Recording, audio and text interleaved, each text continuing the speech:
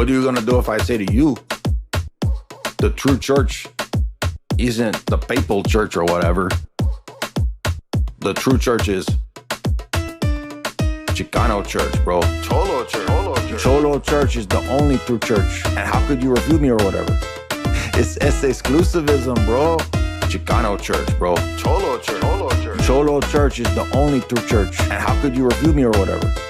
It's exclusivism, bro. What's up, bro? Hey, fool. Unmute or whatever, dude. Hey, dude, like I went to Victory Church one time or whatever, and I seen the holy tamale in the sky, bro. And it converted me. Chicano church, bro. Cholo church. Cholo church is the only true church. And how could you refute me or whatever? It's exclusivism, bro. Chicano church, bro. Hey, fool.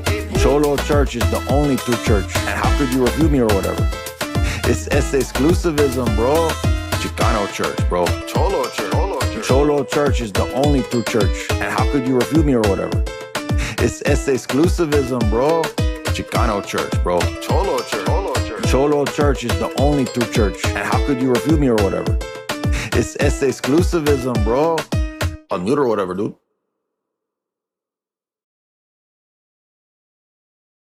The engine is starting up.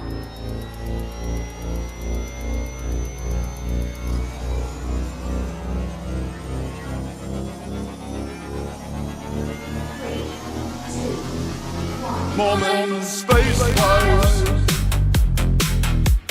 Let's create lives. Moment, space, lives. God the Father has a body. It's a very tone body. He looks good. He looks good. Moment, space, lives. Moment, space, lives.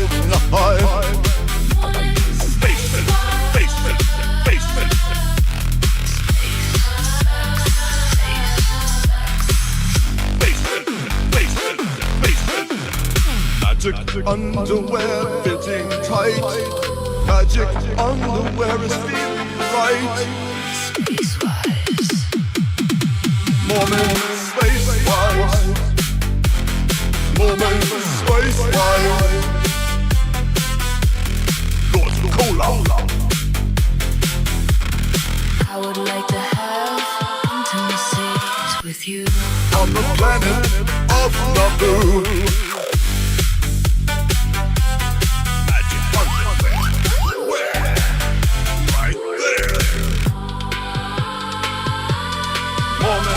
Space lives.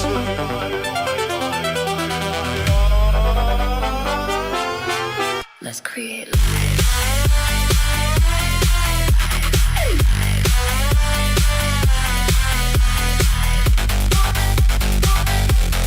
Moment, space lives. God the Father has a body. It's a very tone body. He looks good. He looks good. He looks good. He looks good. Good. Space. Sex. Space. Sex. Space. Moment, space lives. Moment, space lives. Space error.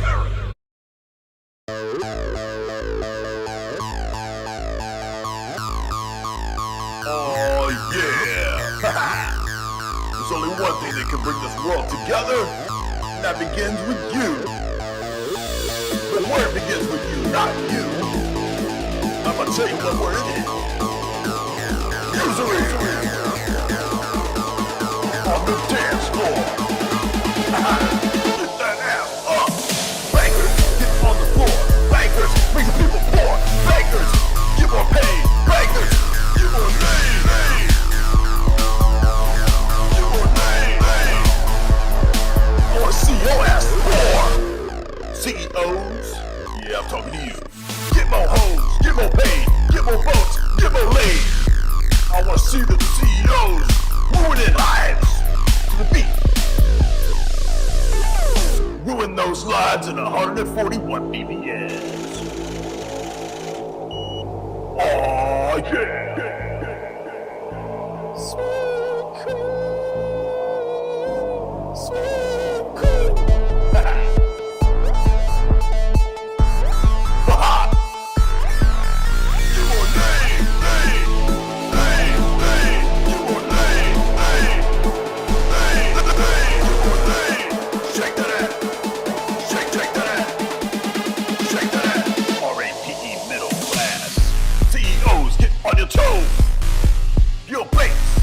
Where's the interest rates?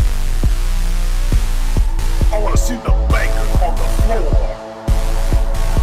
I wanna see your ass pour. Make it clap. Make it fiat clap. Shake that ass. Illusory. On the dance floor.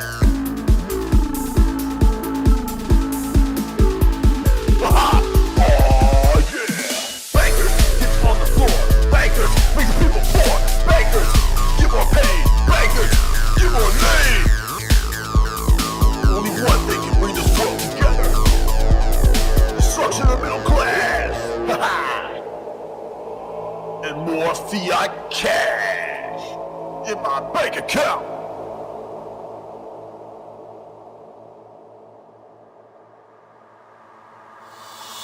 Bankers, get on the floor. Bankers, make the people poor. Bankers, get more paid. Bankers,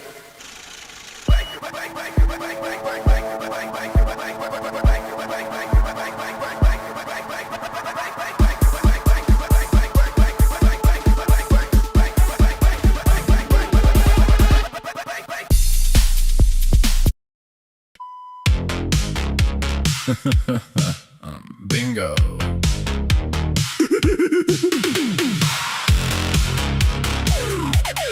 Bingo. Bingo. Everybody's got a screenshot, got a clip, got a thread. Half the internet is arguing about a thing they never read. Agree with one sentence. Now they say you join the team. One nod becomes a manifesto in the outrage machine. A joke flies over 20 heads. Nobody gets the bit. A million words on what was said, but not on what was meant. Price a question at a Bitcoin just to make the timeline scream. By sunrise, people write essays on a joking. Call it deep. They're counting every word, they're hunting every frame, but somehow every week they're saying your name. Mean machine. Everybody knows what you mean. Mean machine. Breaking every comfortable scene. They say you're wrong, they say you're rude. They say they're done and they consume another stream from the mean machine. Mean machine. Professional debaters with their polished little lines, walk in like they're champions, walk out revising slides. Talk a lot about the scoreboard, talk a lot about the win. Funny how the experts keep forgetting what they're in. Some are busy measuring whose platform's standing tall, talking like they're giants while they're staring at the wall. Numbers don't do theology, but numbers don't pretend. Funny how the small account keeps outperforming them. They're counting every word, they're hunting every frame, but somehow every week they're saying your name. Mean machine. Everybody knows what you mean. Mean machine. Breaking every comfortable scene. They say you're wrong, they say you're rude. They say they're done, then they consume another stream from the mean machine. Why debate the man when you can debate his friend?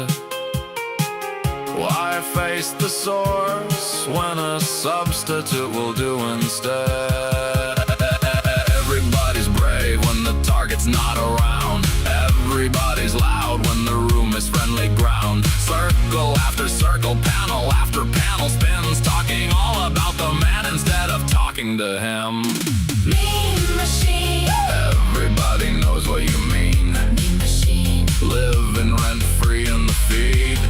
joke and make a war. Take one sentence, make it more. Every week it's the same routine. Mean machine. Love him, hate him, watch the scene. They keep saying they're moving on, but they're still watching the Mean machine. Not a huge fan of AI songs, but we'll let that one slide because it's an audience slop favorite. Shout out to, I think Menestheus made that one. Welcome, everybody. Well, that was a fun retirement. We were retired for about 6 days. Everything is proceeding as I have foreseen. All it took Was one simple play. I shall show them a retirement. They will offer debates, thinking they won't get them. Then I shall return. call me Palpatine, dude. Everything is proceeding as I have foreseen.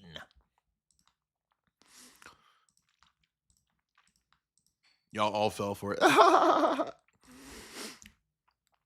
think the solution would be, though, to just no more low tier debates. So I think the other debates will all still be on, all the actual formal ones. But it seems like to me most of the annoyance is the low tier call-ins. And you'll notice really we haven't had anybody that even calls in to debate anymore. So most of the low tier call-ins that are mean interactions they're like 2-3 years old anyway, 4 years old. Now if I'm debating a crazy cult leader who's actually an insane psychopath like Captain Crack Rock, I don't feel bad calling that dude an idiot and calling him insane. That's situations where it's actually justified when you're talking about actual psycho evil cult leaders. You're not talking about friendly evangelicals, friendly Roman Catholics. So yeah, I think I talked to a lot of people about it too. A lot of prominent people. I talked to a lot of prominent clerics, people in other domains that I respect. And pretty much everybody kind of had the same assessment that the solution is just not to do the low tier stuff. The rest of it, but no, thank you. The rest of it, though, it's all good, you know. Like, quite a few clergy were saying it's not necessary. You don't have to retire. So I think that makes the most sense. What do y'all think? But it was also funny to do it too because the retirement, because I knew if I did that, the reaction, I mean, it was way more reaction than I thought, but I did think that, oh, this will make Ruse Lame and David Wood and whoever else, and all these gay evangelicals coming out of the woodwork, like celebrating some kind of weird victory because I don't want to debate low tier people anymore. So it was funny to see all the reactions and like all the people. Like, yeah, we got him. We took care of him. He's forever retired. Like evangelicals that can't say the Oz. He's retired. You sure about that? Anyway. The other thing too is the people that call in, they can't debate. They don't know what they're doing and they think it's just arguing. They think debating is like you just restate your position over and over and over, or they think it's telling a story. Like none of that has anything to do with the debate. So it sounds as if tonight's debate was also a blowout. They're all blowouts, dude, because there's nobody left. I mean, the only guys who could conceivably perhaps argue won't even do it. They won't step up. So to me, it all just says, like, do they even have the convictions of their positions? I mean, do they just not even really care? But then I'm reminded of, how many people in the atheist sphere back in the day, right? We had the same sort of situation. Like, why would the high tier atheists debate, right? They don't really benefit from it. What does a high tier atheist get out of debating a competent theist? For example, we saw that when Cosmic Skeptic debated a decently capable intellectual theist like John Lennox, suddenly Cosmic Theist is done debating, or Cosmic Skeptic is done debating theists right when I'm supposed to have a debate. So, you know, talk about timing. It just seems like they don't really have the courage of their convictions. I cannot get the smudges off these glasses. Drive me crazy. So if they don't have the courage of their convictions, on what basis should we be attending the evangelical strip mall churches that they want us to go to? So why should we go to Monster Truck Church? Why should we go to Lesbian Pastor Church? Maybe that's just as good of a church. Now, this was a funny clip that emerged today. I don't know who this mega church pastor is, but he's some mega church man. Like mega church man. Megatron. He go to Megatron Church. Do go to Megatron Church. Do go to Megamind Church. And everybody thought this was funny, whoever caught it. Shout out to who caught it. That he kind of gives up the whole game here in this little clip. Right? This is Ruslan's buddy that he's interviewing. I don't know this guy's name, but we have people in the chat, in the comments saying, I actually used to go to this dude's mega church. And here he is. Listen to what he says. This kind of gives up the whole business church game. Be like, nah, that's what I do. And so that's not like a preaching strategy. That's just kind of the way I'm wired. And one of the beautiful things about planning a church is you don't have to, like, you can just do what you're not trying to appease a denomination or a group of people. So the church planting model of Ruslan's fake rhythm church denomination, which the whole thing is just a church planting business model. You have one of these mega church pastors right here saying the great thing about this model is that nobody's over us. There's no authority. There's no accountability, and we can just do what we want. That's exactly the criticism. So they admit what we say about them, and then we're bad because we talk about it.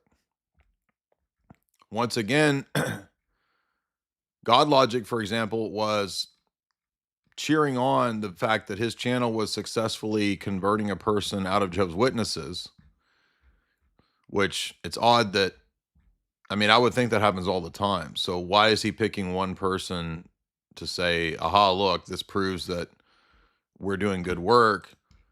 But the problem is, again, he's on record sending these people to synagogues. And you understand, just because you're a synagogue that believes in the Trinity, quote unquote, or the deity of Christ, that doesn't matter. That doesn't mean that you're not still sending them to a Judaizing sect. You understand, in the book of Acts, the Judaizers believed in Christ. They believed in the deity of Christ. They were just adding Mosaic commands as if that was necessary in circumcision to be saved. And this church pushes circumcision. So God Logic is cheering on the fact that he's converted a Jehovah's Witness, but then he admits that, yeah, but we do send these people to synagogues. But that's not the church. The synagogue is done. It's fulfilled.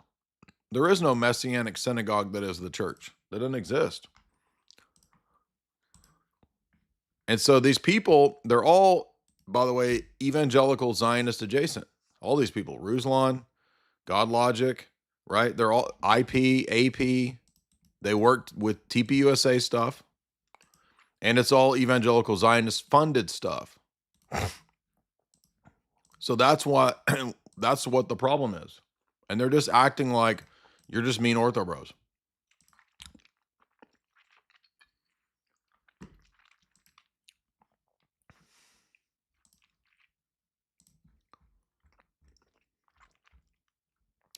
So the results are in from once again, the Baptists are trying to step up, and it's just an absolute pitiful blowout. Already, the results are in from tonight's debate. Baptist pastor Samuel, whatever, Fag, or whatever his name is, Farag, 16%, Alex Soren, 84%. So, I mean, it's just so ridiculous. Like, these people are not serious people. Didn't I tell you this whole time that JP Uncut was ridiculous? Like, he's not, the guy is the lowest of the low tier. And by the way, we were supposed to have a debate on modern day debate, and he's already retired from debating. He did one debate and he's retired.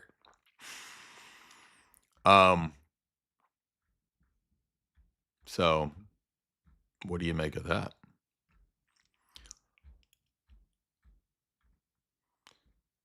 JP claims that because somebody sent him a couple emails, he's being harassed and he's going to call the police on the people harassed. Now, I told you this guy was basically like, it's SKIZO, dude. I could tell you right away when we saw these clips of him acting. He thinks that God talks to him. He thinks that the Lord's hand is on him. He thinks he gets these messages. He has the Pentecostal spirit. And now he's going to call the police over some emails and DMs. The guy's freaking got a dose of the skits, bro.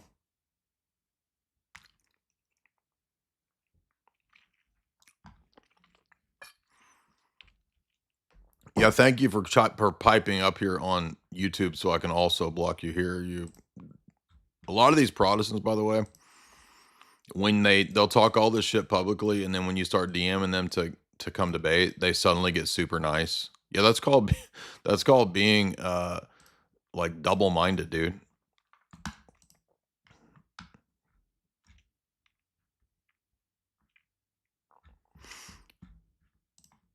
Yeah, I've already said, let's do it, David.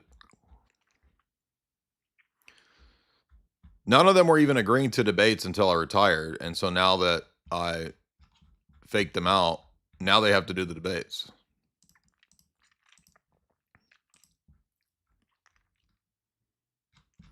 Anyway, if you don't follow me on X, be sure and follow me here if you would like to. Thank you guys so much for joining me tonight. It's a little bit of a chill night tonight. Well, my thought was kind of like what was going on with Trent, and the Trent Horn debate might still be on. I don't know. We'll have to see what's going on with with modern day debate and what his plans are. But my thought with the David Wood thing is, well, first of all, my original challenge to him was about the one true church, right? Because these guys never say what church they're a part of, and it's because they all think that it doesn't matter, and it's also damaging to their apologetic business if they actually have a church, because that narrows the audience, right? So they want to not have a church. They want to be non-committal on a church to have the broadest reach. That's exactly why Ruslan wanted to get Orthodox people on his platform, because he knew that if he had Orthodox people on, he could reach into a new market. And then, like Neil pointed out, when all the comments underneath Ruslan's interviews with Orthodox people were Protestants saying they're going to become Orthodox, and then when he figured out that Orthodoxy isn't ecumenist and is exclusivist in ecclesiology, then that's eventually when Ruslan turned on the Orthodox guests and decided he hates all the Ortho bros and he doesn't like them anymore. So, the reality is a lot of these people, actually, you're correct, they don't have a church. And to adopt a church would be to cut down a giant portion of the audience. That's why they can't face up to this topic and why they have to have no church. And if you watched last night's stream when we did the Radical Reformation megachurch stuff, that stream showed us that the Reformation itself ends up necessitating a restorationist model of the church that necessitates that there is no true church. So in other words, it's inherent to Protestantism to be ecclesiological relativists and to be essentially churchless apologists, because the more they narrow it, the more difficult it is to have a broad market reach. And the other thing too is they don't know why or when to cut it off to demarcate the true and the false church, right? As we said last night. So in other words, they can't really say if a church that begins to have women pastors actually isn't the church, because that would mean that they have a higher tier of what you have to meet to be a church. But the higher they make the tier, the lower their market share becomes, because they're cutting off the broader base of the evangelicals, which also includes a lot of liberals and people that believe that women should be pastoring and teaching, a bunch of the non-denominational megachurch people, right? So the broader that the God Logics and the IPs keep their gospel message, the better the market share. And they're tapped into a giant market of low IQ Muslim converts. So that's why all they do is debate Muslims. They don't debate Jews. They don't debate cult leaders, typically. I mean, maybe every now and then they get one that calls in. But typically, generally speaking, they don't. So that's why you have to have a church as part of your apologetic. And there really is no such thing as a churchless apologist. And it's funny, every time I ask that question, every time there's a reply, these goober evangelicals and heretics, they'll actually cite Origen as their example. You realize he's a heretic. They're like, just because you say so. Oh, okay, so now the Trinity doesn't matter. So Origen's anti-Trinitarianism doesn't matter. So you can be anti-Trinitarian apologist now. You see, it's none of this makes any sense. And business church is their whole model, and that's why business church can't have exclusivist ecclesiology. But none of these people actually go to the church fathers and to church history to see whether the church's own doctrine of itself was exclusivist. Now, to get into tonight's topic, we're going to be talking about the Mitrokhin archive. And I want to thank Matthew Nami, because he sent me the PDF. The book is on its way. I thought it would be here today, but it's not here. So I read the chapter on the really important chapter on the infiltration of the church in the Soviet Union during the Stalin period. And the reason it's the Stalin period is that probably most of you know, in the Lenin Bolshevik period, Trotskyite period, etc., the attitude was just destroy the churches, right? So it was a destroy the Orthodox churches throughout Russia and throughout the Soviet bloc states.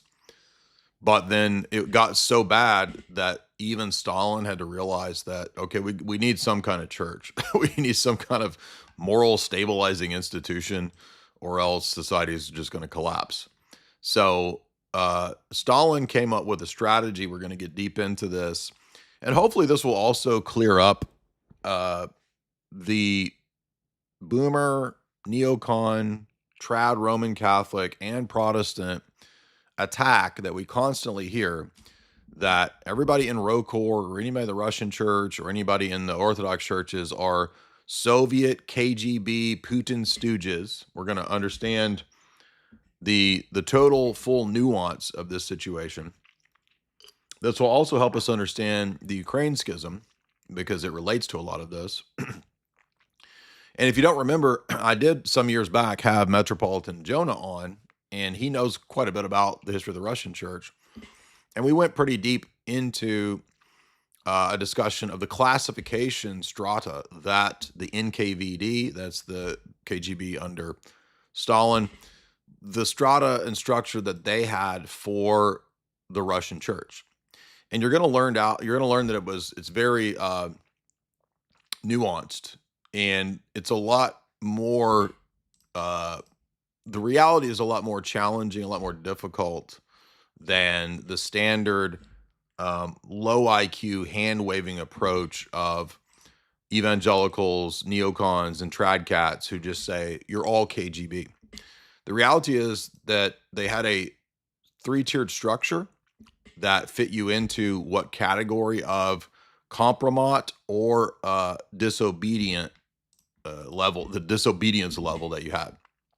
So we're going to understand all that from a Western intelligence source. So we're going to understand that this is not mainly coming from just Russian apologists. This is Western sources, particularly Mitrokhin Archive is written by Christopher Andrew, who is the official British intelligence historian guy. I've got most of his books up on the shelf. He's the guy who does British intelligence history officially. He writes the history of MI5, MI6, all that stuff. And so he's more of a regime apologist. So we are not going to expect from a regime apologist of British intelligence some defense of the KGB, right? He has no interest in defending ROKOR or anything like that. But what we are going to find out is a fascinating tale that extends far beyond what I even expected into the Uniates. Turns out the Uniates played a huge role in Western intelligence operations, particularly in the Ukraine, that will also help explain what happened with the Ukraine schism, which was really foisted by the CIA and the State Department in the last several years in the church in Ukraine. But it also helps explain other areas, even in Russia, because the Uniates ended up becoming a very useful tool. Not all of them, but certain key figures, very useful tools for the CIA in the Cold War. And as you will note, as we work up to the 20th century, or to the late 20th century, we'll notice that as the Cold War comes to a close, it will actually vindicate and back up all the previous discussions that we've done from the intelligence histories relating to John Paul II's role in the Cold War. Once again, it really vindicates all the information that I talked about in the past with JP2, with the John Kaler book, with the Wim Hof book. There'll even be a little bit of Old Boys that comes back to play here. Quite a bit of what's in the Vatican Spies text will be useful here. And also I've been reading some of Paul Williams's other book, which shout out to our high IQ audience. We had good people recommending Williams's book, Decline and Fall of the Roman Catholic Church. Of course, he wrote so far what I think is the best overall Gladio book. His book on Gladio overall is the best. But this is going to really help us understand the reality of the situation of the Soviet bishops, the KGB bishops. How extensive was this? How bad was it? The stupidest part of this, though, is that when you get the tradcats and the evangelicals who just sort of lob these criticisms at you without any knowledge of the subject matter, they've never read a single book on it, they don't know anything about the Cold War, they just out of hand think that everyone was a Soviet, as if every bishop and priest was a Soviet, and they were all compromised, they were all told what to do, or else they would go to the gulag. And that's not even close to what was actually going on, turns out. Again, according to Western intelligence writers and historians, not according to KGB apologists. And we also want to stress that I'm not a defender of the KGB or the NKVD or Stalin or anything like that. I'm trying to come at this with the best appraisal that I can. Obviously, I have my own beliefs and commitments. I can never entirely set apart my worldview from what's going on. But it's also going to give us a window into what was really going on with the World Council of Churches, because this comes up all the time, and legitimately so, as a stumbling block when people are criticizing different roles and relationships that theologians, pastors, bishops, jurisdictions have with the WCC. Now, we know the WCC was created, funded largely with Rockefeller money. So there's absolutely a big oligarchical money play involved in taking the World Council of Churches, National Council of Churches, and really turning it into an engine of ultimately what amounts to U.S. or the oligarchical international elite that run the U.S., turning it into an engine for them. So they thought, if we can create these supra-religious organizations, kind of like a religious version of the United Nations. So you'll notice the same thing that the Rockefellers doing, putting their money into the UN, They actually donated the land for the United Nations. They helped put massive amounts of money into it over the years. After the League of Nations failed, they came back with round two. Empire Strikes Back with the United Nations. So the thinking is, let's create an ecumenist. That's why ecumenism is, once again, a geopolitical project, even perhaps nowadays, even above theology. I actually think that it's not even the theology that's the driving force. Maybe back in the 1800s, when you started to have these ecumenist meetings with Anglicans, branch theory proponents, and some Greek Orthodox, they had some meetings in the late 1800s. I remember reading some books on that back in 2008. I was reading I was reading some Greek systematic theologies and Greek theologians talking about these early meetings with Anglicans and people like Methodius Fouillas, who's a lesser known Greek Orthodox systematic theologian. Others were talking about these meetings back in the 1800s, and they didn't really produce much. They were kind of ineffective. And perhaps even perhaps then at that time, there was, British imperial geopolitical designs between these types of meetings. Perhaps the British wanted to get the Greeks on board with them in regard to the, struggles that they were having with the Ottomans, with the Turks before the Ottomans collapsed. That could play into that. But perhaps, let's say for the sake of argument, that even then it was largely theologically driven and not geopolitically driven. Nowadays, I don't think that's the case. I don't think that the driver for ecumenism, especially since you had the ecumenist victory in the Roman Catholic world after Vatican II, they pretty much solidified the Vatican to be 100% for 70 plus years, a major engine of the same types of ecumenist mind psyops as the World Council of Churches, National Council of Churches were intended to be. This great big Christian community, this big tent Christianity, which is not at all what exists in the first 1,000 years of Christianity, unfortunately ends up being, I would argue, just again, largely geopolitical. It's really nothing to do with theology. Theology is kind of secondary as a means of kind of getting people on board with usually just some form of liberalism, right? So we have to understand that this also relates to Ruslan and God Logic and IP, not directly, but indirectly, because they're all by default some form of ecumenist. And in the background, we will absolutely know and expect to see money coming from sources that will push people in those directions, right? Whatever's going on with Ruslan's fake denomination, whatever's going on with whoever Middle Eastern country funds David Wood's stuff or whatever, there's a consistent pattern of geopolitical and political background machinations that likes the idea of those things being pushed, not just in the West, but as a form of Americanism. And that's what we're going to see, because a lot of this is going to play into the World Council of Churches and the relationship of the Moscow Patriarch to the WCC, the other bishops, their relationship to the WCC, and what both the CIA and the KGB wanted to do with the World Council of Churches. Both of them thought, we could utilize this, we can kind of maneuver this and run this to our advantage. The Soviets, who did have in many ways a liberal progressive idea about things, specifically in the religious domain, they thought, well, we can use this as ultimately a tool of Soviet soft power.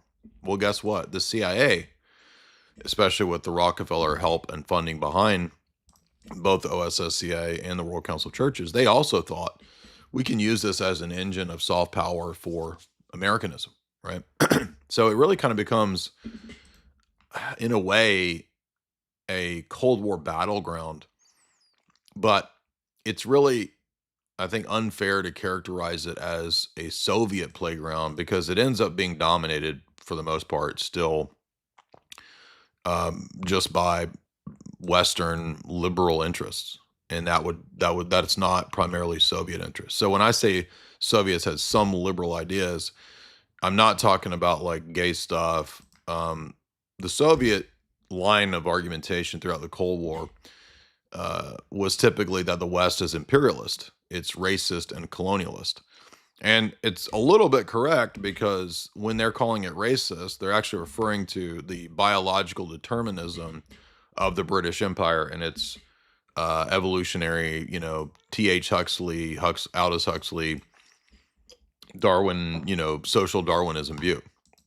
Because that's the view that was akin to, Tiny Mustache Man's race theory, which said Serbians, Slavs, they're lesser humans, they're lesser races. So that's part of what motivates the Soviet response to the West. However, it's also disingenuous, because Russia was an empire. Russia was imperialist, right?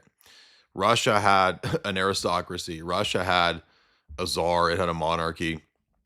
And so even the Soviets, with the banner of a kind of progressivism, although it wasn't Western neoliberalism, they still had elements of what we could call cultural or social liberalism, which is why, for example, if I recall, I think even still under Stalin, anti-Semitism was still a crime. It was still punishable.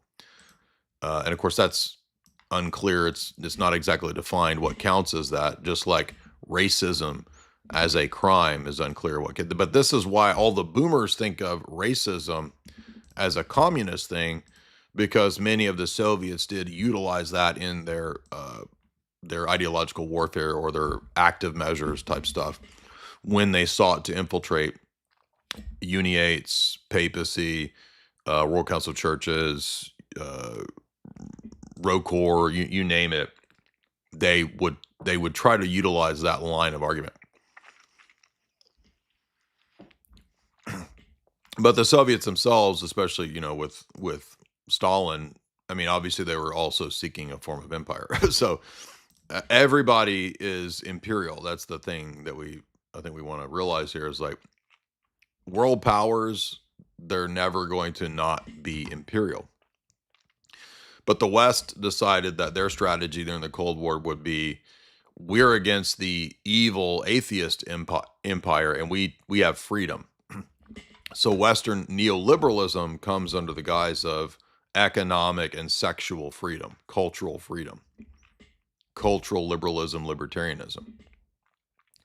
Soviet anti-Western Cold War ideology comes under the anti-liberal, anti-imperial approach. And that's what a lot of people don't understand, especially boomers, trad cats. Like when they hear Soviet, oh, you're a lib, you're a liberal. No, actually, Sovietism is anti-liberal, especially under Stalin. For example, Stalin, when he was, reigning, it was part of the Soviet Party's line, you can't be gay. So the Soviets were anti-gay in their official party statements under Stalin. Another reason for that doesn't mean there weren't gay Soviets. It just means that they understood that you could easily be compromised, especially if you're in a high tier position. And the KGB and the NKVD were very skilled at compromising gay people in the West. So the West strategy in response to that was, that's why we got to be pro-gay, right? In other words, if we're going to be against the Soviet objectivist, Soviet cosmism, Soviet realism, and the Soviet anti-gay stance, we're going to have to be pro-Skittles. We're going to have to be pro-liberation, pro-libertarianism. And what's wild is that that's still kind of going on today. Thus, when the West does a regime change, a coup operation in said countries, you immediately get the gay pride marches, you get the Skittles butt stuff, right? But that doesn't make Soviet atheism good. It just means there's a false dialectic at work. Exactly. So understanding the Cold War requires a little more sophistication than buying into the low-level false choices that most people fall into. As we pointed out many times, if we think about the Yuri Bezmenov talks and the clips that always go around every few years, they go viral. Yuri Bezmenov was a low-level defector who, when he defected, did those talks with G. Edward Griffin, which still get clipped and go around. But you never see the rest of the talk where he says that the CIA is doing a great job promoting gay rights in Russia and the Soviet bloc countries. They always leave that part out. But that's exactly why he's the mouthpiece of the CIA. He's pushing the CIA's line of Cold War economic and sexual liberation and artistic art revolution. This is why the CIA throughout the Cold War, especially with Francis Stoner Saunders' work in terms of the Congress for Cultural Freedom, that's why they were pushing postmodern art, modern art, Warhol, Jackson Pollock, who's the Andy Warhol, that's something, yeah. So they were pushing all those guys, as well as weird music, perhaps even new wave music. Yeah, I asked you to come to do a debate, so you do want to have a conversation now? Yeah, I mean, to friendly evangelist, can you tell me why the word shit is a bad word and the word poop is a good word? I'd love to hear the solid scholastic argument from a Protestant on that. Yeah, we can have a conversation, sure. So we're talking about the Mitrokhin archive. To get into this, I'm getting too rambly here. Let's get back to the point at hand. I want to give thanks to Matthew Nami, because he runs the Orthodox History blog, and he's really detailed a lot with more recent stuff in terms of these Greek Orthodox priests who are very close to the Democratic Party, the archons, they're very close to the EP. This is a big point in terms of understanding why the Greeks are so liberal and why they're so intimately connected to the Democratic Party, a lot of which has to do with the Greeks being immigrants. Culturally, they're Orthodox. They think that, the Democrats are there for the working people, and the Republicans are the, rich wasps, right? So that's the history of why they fell into being in these circles. But he points out one of the key figures is this guy, Father Alexander, I think his name's Alexander Karloutsos, who was a super duper close BFF with Biden. Here he is with Obama. Here he is getting medals from Biden. So these people are really just adjuncts of the Democratic Party. A lot of the Greeks, unfortunately, they're really prominent, high tier Greek people and theologians. Even Romanides was an adamant Democratic Party lifelong member and supporter. So this article that he did about Stalin's revival of the Moscow Patriarchate is where we're going to begin our story, because remember, in right after the revolution in Russia, in the 1920s and 30s, there was a pretty strict policy of destroying the churches. So there were thousands and thousands of churches destroyed by the early Bolsheviks after the revolution. The churches were persecuted. Thousands of priests were killed. Many sent to gulags. I'm sure we've all heard this story, so I'm not going to rehearse all of that. But we're going to begin our story with 1943. And if you remember the talks that we did when we talked about Alexandra Kollontai, she was this woman who was a very early pioneer of feminists. She was all about open love, open marriages, full total equality of the sexes. She was the Bolshevik appointee for the family in the Bolshevik government, and her policies were so bad. There were so many children born from single mothers. and the children that were born of the single mothers ended up being thugs, and there was so much organized crime that Stalin said, all right, the country's going to collapse from the Bolshevik policies if we don't put a hold on it. This, however, I'm not saying this is right, but this is why some people in Russia still look positively towards Stalin, right? They still think of him as, well, he at least helped Russia not totally collapse. I'm not saying that this is good. I'm just saying this is their line of reasoning, that he knew enough to not take the Marshall Plan aid, which was the West's trap for him. And when he didn't take that aid, that, of course, kicks off the Cold War. That leads to the national security memorandums by various State Department and National Security Council people who write up the doctrine of the Cold War. Nietzsche and George Kennan and these characters who write these new doctrines that will start the Cold War in the West. But if Stalin had not taken that money, if he had taken that money, he would have then been on the hook to the West, right? So he was kind of put in a position where he was forced to either be subservient to the West or position himself to not take the Marshall Plan aid and then go into a Cold War. So that's what kicks off the Cold War. And one thing we have to remember is that both sides are essentially atheistic. And that's what a lot of boomers don't get. Yes, there were many people in the West amongst the Cold Warrior field who were Protestants, evangelicals, Roman Catholics, Orthodox. I'm not saying that everyone in the Cold War was atheist. I'm saying that the driving ideology of the West, with its libertarian open market capitalism, was still essentially an Enlightenment atheist position. It's Enlightenment liberalism.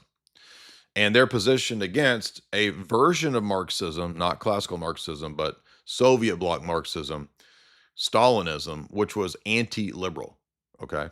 Does that make sense? But the words liberal and anti-liberal are so confused and so misunderstood, and essentially what we think of as liberal, oh, that's AOC. Oh, that's Peter Singer, right? That's not what we're talking about. We're talking about Enlightenment classical liberalism as the ethos of the West versus Soviet objectivism and the Stalinist doctrine that's guiding the NKVD in the Cold War. And those two things are opposed. That's why when you read actual, white papers and intelligence analysis, they will talk about how the CIA was not right-wing, it was just anti-Soviet. But being anti-Soviet doesn't make you conservative, doesn't make you paleocon, doesn't make you any of those things. That's why most of the heads of the CIA were actually liberals. They were either adherents of Fabian socialism or some form of socialism, progressivism, or perhaps maybe a few libertarians in there. But on the whole, I'm not really aware of any. Maybe you could call William Colby a right-wing trad cat. Maybe William Casey. But for the most part, except under Reagan, none of these CIA directors, national intelligence directors, they're not actually conservatives or right-wingers. And that's one of the things you have to kind of understand when you're reading through the literature, because a lot of the literature about this stuff is written by people who are classical progressives or leftists or liberals. Very few. There's a few right-wingers that write on this stuff. The Yohan Ratu book, I mean, he's a consistent right-winger. And of course, his book is one of the best because he understands the bigger picture of it. But there's just not a whole lot of far right people that actually write on these subjects. It ends up being dominated by academic liberal types, usually. Not always. I mean, the Wim Hof book is a notable exception to this field. But so Stalin realizes, okay, we got to stop the brakes on this degeneracy or else the country's going to collapse. So I don't believe that Stalin instituted these revival of Russia policies out of any kind of like legitimate like theology. He wasn't repenting. He was just doing it. It's pure pragmatism. And so Stalin gets the idea that instead of trying to destroy all the churches, this is an unrealistic, ridiculous position. And in fact, we need the church, he thought, as a kind of moral guide, given the decades of Bolshevik degeneracy.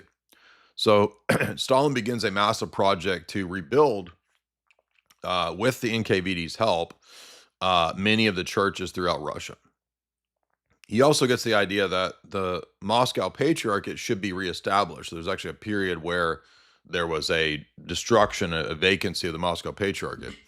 And as it's revived, he decides that we actually need to have people in the World Council of Churches, not just as voices, but also people in as subverters and infiltrators. So rather than the hardline stance of Trotsky and Lenin, infiltration and subversion was a much better practical approach, he thought. Because how are you going to stamp out everybody's religious beliefs, right? I mean, it's just kind of retarded to think that we're going to have the workers rise up and we're going to kill all the religious people in the world. I mean, it's just crazy, right? But I mean, the early, Lenin era people were insane, demonically possessed ideologues. So Stalin realized that it'd be much more effective to try to position the Moscow Patriarchate as a soft power tool for the NKVD or for the KGB. By 1960, many people were actually unaware of this very heavy presence of the NKVD in the Russian Orthodox Church and in the Moscow Patriarchate. And thus, that's when we begin to see, I think it's either 1960, 1962, the Moscow Patriarchate joins the World Council of Churches. Many Russian Orthodox bishops that were in the Soviet Union also joined the WCC as well, and they were closely aligned with the KGB. So particularly the ones joining the World Council of Churches are the ones that are closely aligned with the KGB throughout not just Russia, but also presumably the Soviet bloc states. And one of the key figures in this period is the controversial figure of Metropolitan Nicodem. And if I recall, I think he's the one. What is this? We're getting gay dudes. No.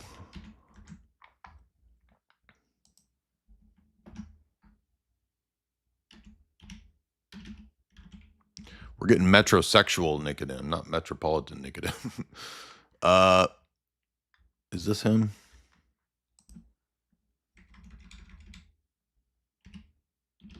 I might be spelling it wrong.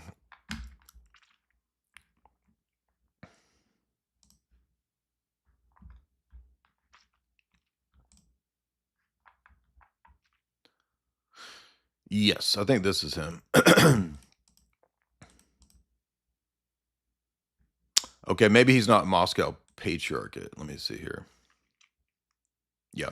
So Metropolitan Nicodem is the Metropolitan of Leningrad and Novgorod from 1963 until his death. He was born in West Russia, ordained in 1960, youngest bishop in the world at that time. And he went on to become one of the 6 presidents of the World Council of Churches. Yes, this is him. According to the Mitrokhin archive, which claimed that many of the Russian bishops had been positioned as the KGB, his ecumenist activities with the Roman Catholic Church and the WCC were actually serving the Soviet goals. According to the archives, his code name is Sviatoslav. Nicodem participated in negotiating the secret 1960 agreement with the Soviets and the Vatican in regard to the authorization of Orthodox participation in the Second Vatican Council in exchange for the non-condemnation of atheism during Vatican II. And this is also the guy who's present when John Paul I died. And this has led some people, some conspiracy people, to think that the KGB killed John Paul I. They would have no motives to kill him when John Paul I was also of a mind to not condemn Soviet atheism. Nicodem collapsed and died in 1978 while he was in Rome. He was the one that was poisoned. I take that back. He was poisoned and died in Rome apparently when John Paul I was coronated, and that's also, what is it, 33 days later, John Paul I is assassinated, or he dies under suspicious circumstances. So both the Soviet KGB bishop,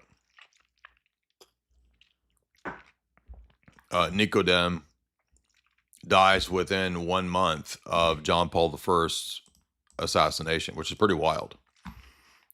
Who exactly did this, why it was done, I don't know. It's unclear. But obviously there's some high level geopolitical machinations going on there. I mean, how do you have like the KGB, Metropolitan, and the Pope both dying in Rome within 33 days of each other? I mean, that's crazy. Also, by the way, his predecessor was Patriarch Pimen I. And I want to say that he comes up in this chapter as also one of the bishops that the KGB was using. Let me make sure that's right. So before you had Nicodem, you had Pimen, and his task was to be the bishop, the first metropolitan, I think, during the officially atheist Soviet party. No, that can't be right, because he would be after the guy who Stalin reestablished. Let me see who his predecessor is. Alexei I. Okay. So Alexei I this is when Stalin is beginning to revive the Moscow Patriarchate, which had been destroyed for a while under the Bolsheviks. And then we get Pimen I.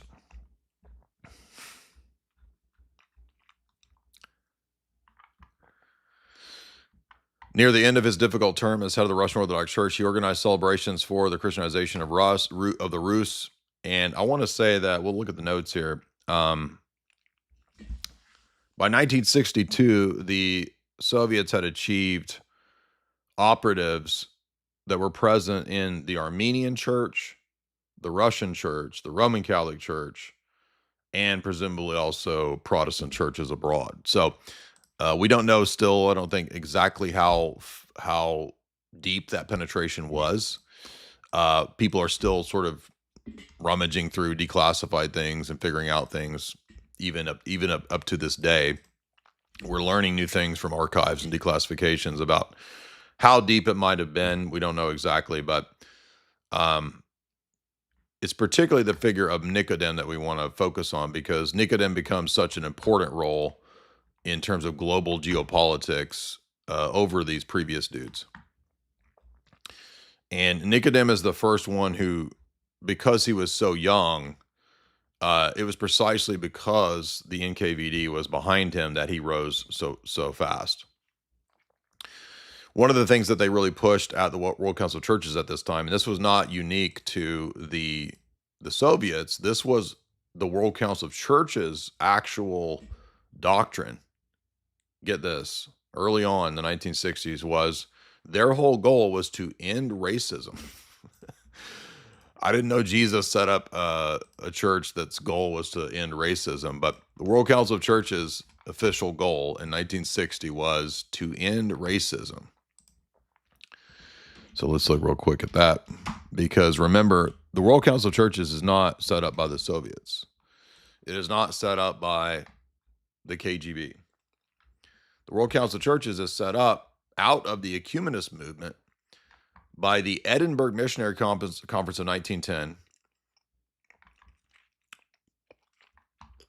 together with the former Patriarch of Constantinople, Germanus V. So this is the EP, together with Protestant missionaries in Edinburgh, together with Episcopalians, together with the Church of Sweden, all these now totally gay churches. Its official establishment was actually deferred until after World War II, or excuse me, because of the outbreak of World War II. Eventually, we had delegates of 147 churches met in Amsterdam to merge the faith and order movement with the life and work movement. So these are all Protestant missionary movements that are the basis of it. Subsequently, the International Missionary Council of 1961 and the World Council of Christian Education, the Sunday School movement. By the way, a lot of these people were also Fabian socialists. So that's not NKVD. That's Western promoted socialism is the Fabian socialist. Many of these people in these groups were actual Fabian socialists. And eventually the World Council of Churches joined together with the World Evangelical Alliance. At this stage, though, for whatever reason, Jehovah's Witnesses and Mormons were forbidden, which is funny because, like, well, on what basis are all of these other people allowed, but not these? Oriental Orthodox also joined. Assyrian Church of the East joined. Many of the Orthodox churches, unfortunately, also joined. And the idea was that we can all come together in a big church movement that's not primarily KGB run, but actually was Western intelligence founded and funded, but began to be infiltrated, and Soviets and NKVD people began to eventually get very prominent, powerful positions, even chairing the World Council of Churches. The human rights abuses, and one of the reasons that they wanted to do this was that the CIA was using the World Council of Churches as a means during the Cold War to consistently condemn the abuses of the Soviet Union. So the Soviets saw that they were getting a lot of bad press and a lot of public opinion was being swayed against the Soviets via the ecumenist World Council of Churches. So they thought, well, we got to have some people in there. We got to try to use this. And so that's why Stalin changed the position and began to try to see it as a tool. Christopher Andrews says that during the Cold War, many important World Council of Churches representatives of the Orthodox Church from Eastern Europe were actually part of the NKVD, the KGB, and they were beginning to influence the policy of the World Council of Churches. That makes perfect sense. From 1955 to 58, they were actually preparing to address a disarmament doctrine about nuclear war. By the way, disarmament also means eventually, it's a tool also for world government, right? So when the UN talks about disarmament, oh, well, that's just because we don't want nukes. Well, that was a tool that was being used to also disarm and basically tear down the borders of every country. And that's why when you read Vatican II's Gaudium et Spes, and it talks about disarmament, they're talking about getting rid of guns, getting rid of borders. The document argues for open borders, chain migration, etc., all the stuff that Pope Leo says today. So you understand that the Soviet dialectic with the West is what ends up producing these synthesis organizations like the World Council of Churches, which are putting out something that is neither fully Western liberal capitalism nor fully Soviet. It's a perfect diapraxis synthesis. It's a Hegelian synthesis of the dialectic. But this is happening at the religious level, right? Just like the United Nations is doing this at the political level, the World Council of Churches is doing the same synthesis at the geopolitical level. But because people don't know this, and they don't know the history in the books and all that, everybody gets tripped up and they think, oh, that was a Soviet thing. Oh, that was a Western Rockefeller thing. No, it's both. It's a both thing. In 1961, the 32-year-old bishop named Alexei, later elected Russian Patriarch in 1990, Alexei II, was at the conference, and the Romanian Metropolitan Justin Moisescu was also sent as a delegate of the Romanian Patriarchate. Now, on the one hand, the state, like attending a theological conference or a debate is not a big deal. The original ecumenist movements, like when you had the Anglicans meeting with the Greeks in the 1800s, these were about probably actual theological dialogue. At least that's the way they're described. And the original ecumenist movement came out of missionary work. But very wealthy, very powerful, cunning people, power block-minded people, and people from the state, they understood that, no, this actually can be a great tool, especially during the Cold War. And so there's this battle within the World Council of Churches, which I have to say, if you don't remember the Ratio book, Wim Wisserthoeft was British intelligence, and he was one of the key figures running the World Council of Churches for many years. He helped set it up. So again, Western intelligence, British intelligence played a key role in this. And if you remember from our talk the other night when we discussed Bonhoeffer's role as a double agent was also only possible because of his ecumenist work. Because Bonhoeffer was a massive mega ecumenist, he was able to go and meet with all of these other religious people under the guise of, telling German military intelligence that he worked for. He said, oh, well, see, I'm just an ecumenist, so this is just part of my religious stuff, my religious beliefs. But then he's going and meeting with the Bishop of Chichester in England because he's passing German secrets to British intelligence. So he's doing to try to take down Tiny Mustache Man. So he's using ecumenism as a cover, just as many of these Soviet bishops are using ecumenism as a cover as well. So are you beginning to see that this is, it's not all good, all bad, okay? And anybody telling you that everybody's all good or everybody's all bad, that's not how reality in life actually is, okay? It's much more complicated, much more complex than that. But from the outset, both Western liberals and Soviets sought to utilize the World Council of Churches and turn it to their own power blocks designs as a means of soft power, as a means of social influence in the world. High-level KGB operatives placed themselves in the World Council of Churches over these years. In fact, they even helped run World Council of Church policy at certain points. The KGB focused on the WCC because they wanted to turn the organization into a tool of anti-Western ideology. If they could make the WCC soft on the Soviets, they could even then perhaps turn it to be pro-Soviet at a certain point. And this is what leads a lot of the CIA and Western-minded analysts to say, aha, look, the whole thing is Soviet. Well, that's partly true. For example, there was a famous monastic who was named, I can't even read my writing, Yevsatsenko. He was I can't read my writing, so I don't know how to spell it. But he was a monk that the Soviets sent to the World Council of Churches as a representative. So you understand, too, that both East and West, they were not opposed to utilizing monks. They were not opposed to utilizing Protestant preachers. I'm not even going to try to spell this guy's name. But many of the Russian Orthodox clergy, actually, during this period, though, were not atheist. So it's a mistake to think that all the clergy in the Soviet Union or the Soviet bloc countries were necessarily atheists. And this is a key point that's going to get to, if you remember the point that Metropolitan Jonah made when we did our interview, which was that the Soviets eventually decided to come up with a three-tiered system of how to classify various members of the clergy. And this is another point that a lot of people miss. Really, the KGB, now this is a very important point. Listen to what I'm saying here. Just like the Western intelligence operatives are going to operate the exact same way with this point. And this is very relevant for today too. Okay, so remember what I'm telling you right now is not just Cold War stuff. This is very relevant for today, for right now.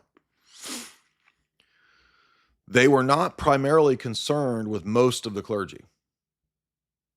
First of all, the average parish priests, they didn't really care about. That was not a big deal to them. The NKVD was mainly concerned with high-level prelates with a lot of power. So primarily, obviously, the Moscow Patriarchate or the EP or any of the other major patriarchates.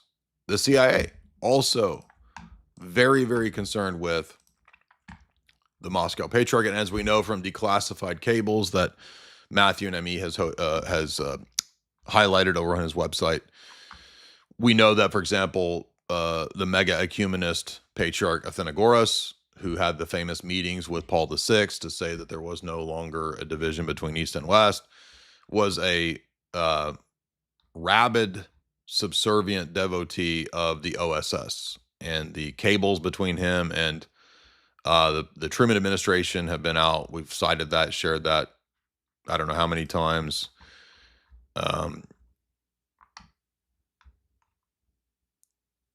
Your directions at the OSS will be faithfully executed by the ecumenical patriarchate, right? So throughout the Cold War, the EP was 100%, it appears, on board with the CIA and under the CIA's purview. The Moscow Patriarchate, throughout the Cold War, it's not as cut and dry, because some of the figures during the Cold War in the Stalinist period, and then later under Brezhnev and Andropov and Gorbachev, like, there's varying degrees of the Moscow Patriarchates and their subservience to or desire to placate the KGB. In the KGB's classification system, there was only a minority that were totally opposed to the Soviets or the KGB. This made up about 15 to 20% of the clergy. Most of the Russian Orthodox clergy were not atheists, but the only ones that were persecuted and oppressed ended up being this 15 to 20% minority of priests and bishops. These are the ones that absolutely refused the KGB and would not participate, or wouldn't just keep their head down. The KGB, however, didn't care about most of these people, but their main targets were high-level bishops and hierarchs. They saw that as the key people to control. And a lot of people point out as well that for many people on the clergy side, they didn't really see this as a huge issue, because under the czars, the church was still kind of seen as a supportive pro-state institution. So many of the clergy thought, well, there's not a lot that I can do as a parish priest if now we have this new Stalin guy who's, going to at least build the churches. I'm just going to keep my head down and focus on my my flock, and I'm not going to worry too much about what's happening in Moscow. So again, remember, Russia's a giant country. So the idea that like everybody and all the priests and all the people were secretly atheists is just retarded. It's not reality. And again, it's only a minority of the clergy that were amongst tons of bishops that were actually these KGB operatives. The KGB ones are the really, really high-placed moles in the very important positions. In fact, John Paul I admired Nicodem. They were actually apparently friends. Now, I'm not saying that means anything, because, well, we don't care about the papacy, but if Roman Catholics want to get all feisty and sassy and act like, they're the shit, it's like, well, your pope who got murdered was a huge fan of Nicodem. So, like, what does that mean for your church, dude?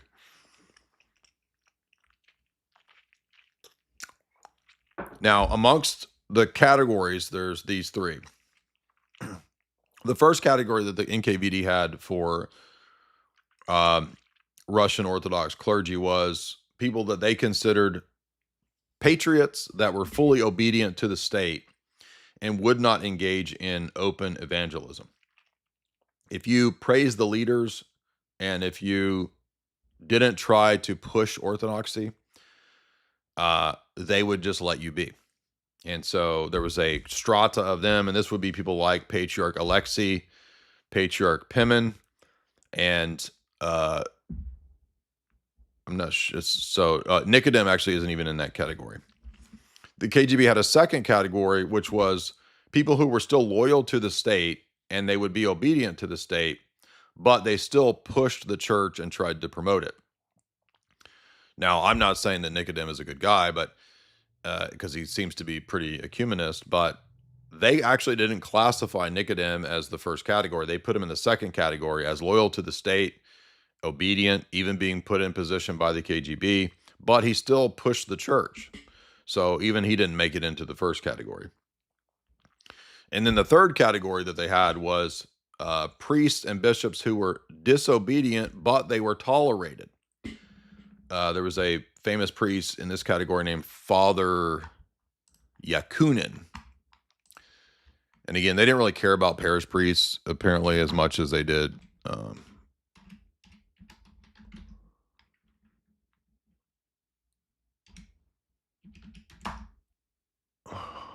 as much as they did the high-level bishops. I think this is him, yeah. Gleb Yakunin,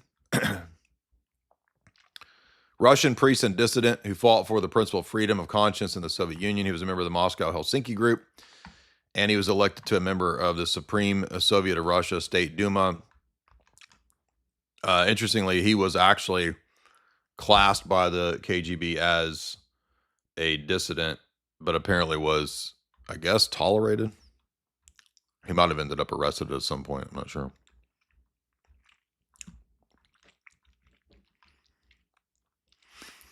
Gleb Yakunin was a member of this committee created for the investigation of the Soviet coup of 1991, chaired by Lev Ponomaryov. He gained access to KGB archives, published materials about Moscow Patriarchate and KGB. He actually published several names of the agents in high-ranking positions. He was defrocked by the Russian Orthodox Church in 1993, so eventually they decided that he was becoming a problem. Yakunin organized the Democratic Choice of Russia political alliance that was called by President Yeltsin. So he might have actually been a Western operative, because we know that Yeltsin was the Western CIA chosen person after the fall of the Soviet Union. So even though they tolerated this guy for a long time, apparently he probably was a Western operative. But you see the point here is that there's levels and there's strata and there's nuance that's obviously not all black and white. The World Council of Churches, though, at this time, interestingly enough, was way ahead of things because they were pushing the woke agenda. This is what's crazy. The World Council of Churches, as I was reading this chapter, I couldn't help but realize a lot of what's being pushed at the World Council of Churches is literally just woke stuff, but way ahead of the woke.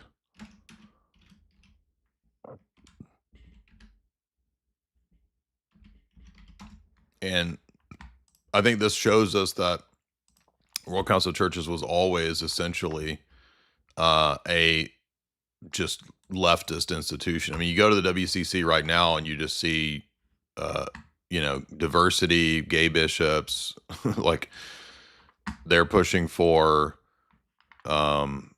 pretty much all the agendas of the Western power elite. So they might every now and then make a statement that we agree with, but so what? I mean, the papacy does that too.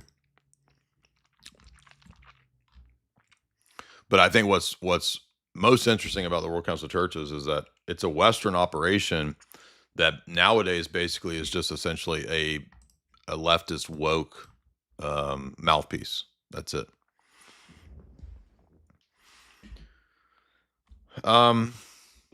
There were other figures at the WCC who were very prominent Western operatives against the Soviets. One of these characters was Dr. Philip Potter, this black dude.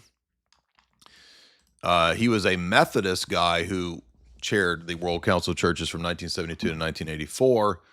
And my guess would be that he, at the behest of Western intelligence, was pretty consistently pushing anti-Soviet ideas. Dr. Potter was a major promoter against Russia. He was involved in the Helsinki Accords. And he was a major world leader and figure in ending apartheid and ending racism.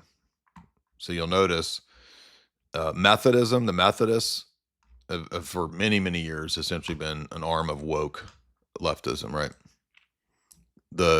And you could say liberation theology ties into this. It's essentially all just a tool that the World Council of Churches is using. But the Soviets also tried to utilize liberation theology. Both East and West sought to latch on to liberation theology as as a way to have either Western liberalism or Soviet non-liberal progressivism as the ideology of the future. So let's look at the Helsinki Accords because they play a key role in this as well.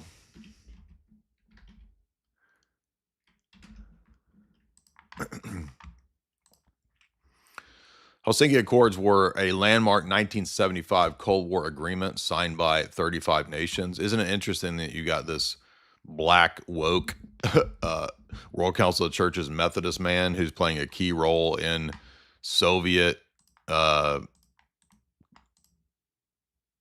pacts? Why is some black dude from the World Council of Churches playing this key role? Aiming to ease East-West tensions, this non-binding pact recognized post-World War II European borders and committed signatories to respect human rights, fundamental freedoms, and economic cooperation. That means Western ideas. So human rights, that's always the cloak that the West, CIA uses for their operations, NGO type stuff. The freedoms, freedom of conscience, freedom of worship, religious liberty, that's really important because this is a key point to understand why Vatican II was so important for this as well. Remember, religious liberty is the thing that everybody forgets, which is not just a Reformation teaching. It's a huge element of the Cold War psyop against the Soviets. The CIA latches massively onto religious liberty, freedom of worship, freedom of conscience as a means of undermining perception about the Soviet Union. The agreement was signed in 1975, the conclusion of the Conference of Security and Cooperation in Europe in Helsinki, in Finland. This framework was divided into basic areas of baskets. This is super stupid and gay. Basket number one is security. Europe's post-World War II boundaries should be respected, and national sovereignty. So in other words, not Soviet, not internationalism. Basket two, economic, except it's Western internationalism, using the countries as fronts. Basket number two, economic cooperation, free trade, industrial collaboration. That's, again, Western neoliberal open markets. Basket number three, human rights. That's the CIA NGO cover. Obligated nations respect human rights, freedom of thought, freedom of conscience, freedom of worship, freedom of movement, freedom of action. And basket number four, implementation, establishing procedures for future meetings and follow-ups. So this didn't really do anything, but it was sort of a historical signpost that people were buying into the Western ideas about the problems of the Soviet Union. So that, in other words, the West was beginning to win the ideological Cold War at this point. Even though this didn't really technically do anything, it signifies the beginning of the end of the Soviet ideological failures. This meeting actually laid the groundwork for future human rights organizations like Human Rights Watch. These also became vital to undermine the Soviet regimes and Soviet governments throughout the Cold War. So there you go right here. So you can begin to see that these types of meetings are obviously organized for geopolitical reasons, right? Woke black ecumenist theologians, they're not there because of theology. They're there for CIA soft power in the Cold War, obviously. Today, this framework established the Organization for Security and Cooperation in Europe, the OSCE, that is now based in Vienna. So it still continues on in terms of the human rights organizations, which are all just cutouts and fronts for intelligence stuff and for their influence operations type stuff. So ecumenism ends up being a battleground for both the CIA and the KGB throughout the Cold War.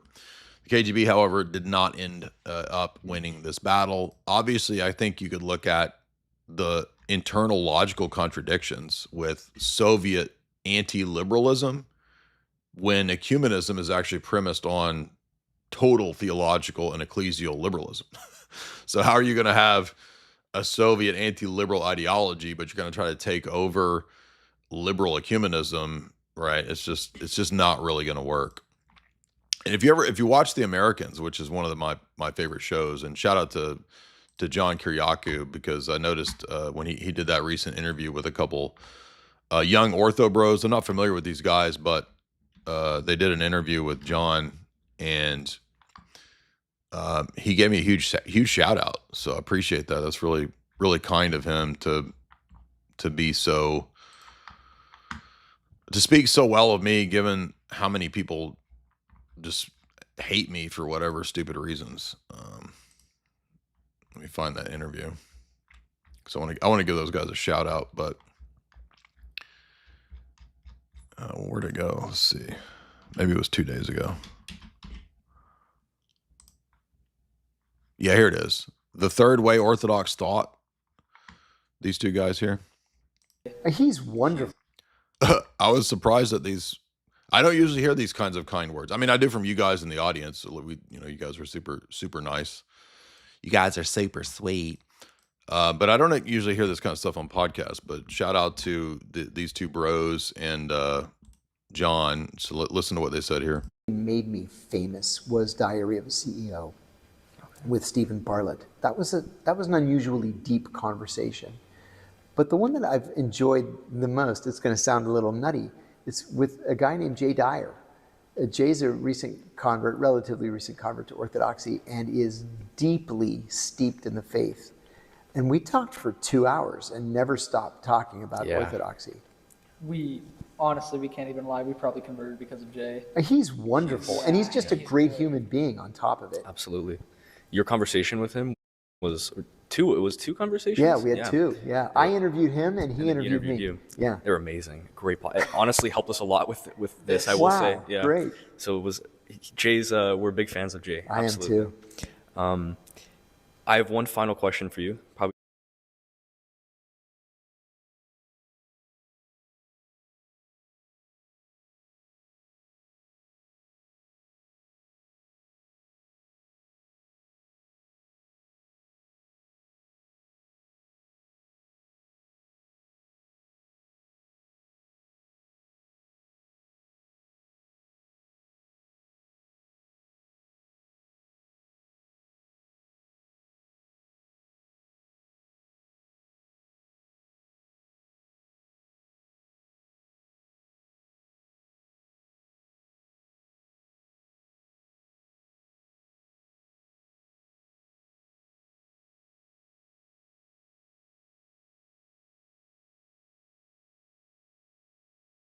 I've dealt with ecumenism for so long. I just wanted to repeat. Did you guys hear it? I wanted just to give these guys a shout out. So I didn't realize it was muted. But yeah, thanks to John and these guys. So give these guys a follow. Also check out their interview with John Kiriakou if you missed it. So I didn't realize it was muted there for a minute. But ecumenism is a battleground for both the CIA and the KGB. It's my assessment that given the Soviets' anti-liberal stance, it's not going to work for them to try to adopt or take over ecumenism. Ecumenism is a liberal ideology at its foundation. It is ecclesial theological liberalism. Thus, it could never really work with a Soviet anti-liberal stance, even though the Soviets had certain positions that were progressive or anti-racial, anti-imperial. In fact, the West began to position itself during this period to begin to push for various schisms in Soviet bloc countries and in Russia. It's going to be very important for where we get up to the point of the Ukraine schism and the other countries where the West and the CIA are pushing for schism. The West sought to cause schism, especially within the Russian church and within churches in Russia, not just the Orthodox Church, but even amongst the Uniates and even Reformed Baptists and Protestants that were in Russia. The Soviets responded with what they called active measures against ideological subversion. So the Soviet response was to oppose the attempt at schism with active measures.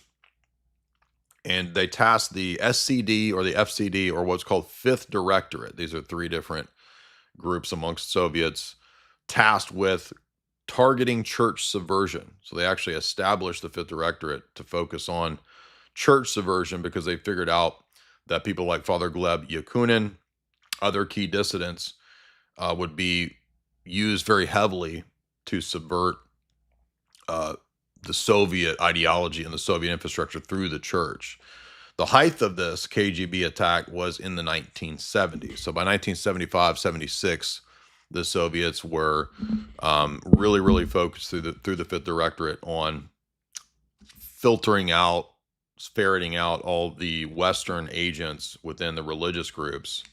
This also begins to explain why Russia and other countries in the Soviet Union, and even to this day, even places like China, this is why they have some of the policies against Jehovah's Witnesses, Scientology, Mormons, Western missionaries, is precisely because those groups are used for planting agents, planting operatives, conduits for the CIA, weapons trafficking, funneling money, all of that.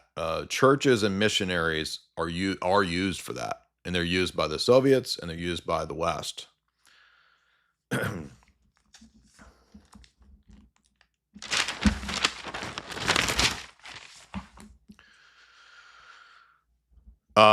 Even though the Soviets had lost the Afghan war, and although this could be potentially a massive embarrassment, the KGB was actually able to contain the loss amongst the optics of the loss amongst the population.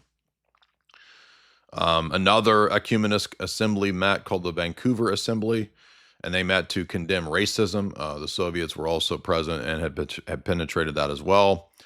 And ROKOR, Russian Orthodox Church outside of Russia, even the KGB and NKVD sought to place operatives and agents amongst the Russian Orthodox Church outside of Russia. How successful they were in this, I don't know. But they were more successful with the MP churches. So if you don't know, outside of Russia, there's not just a Russian Orthodox Church outside of Russia. There's also Moscow Patriarch churches that are under the Moscow Patriarchate. During the Cold War, it is believed that many of the MP churches were actually loyal to the KGB. Again, how many of them exactly were KGB, we don't know. Patriarch Alexei was definitely pro-KGB during that period of, I think, the 80s.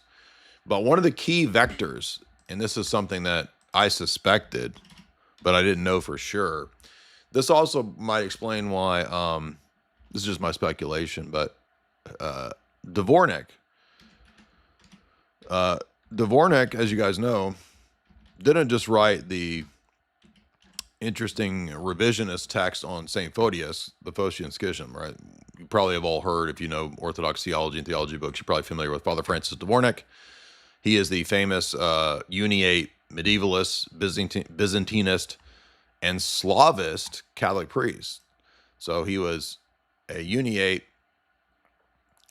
who also wrote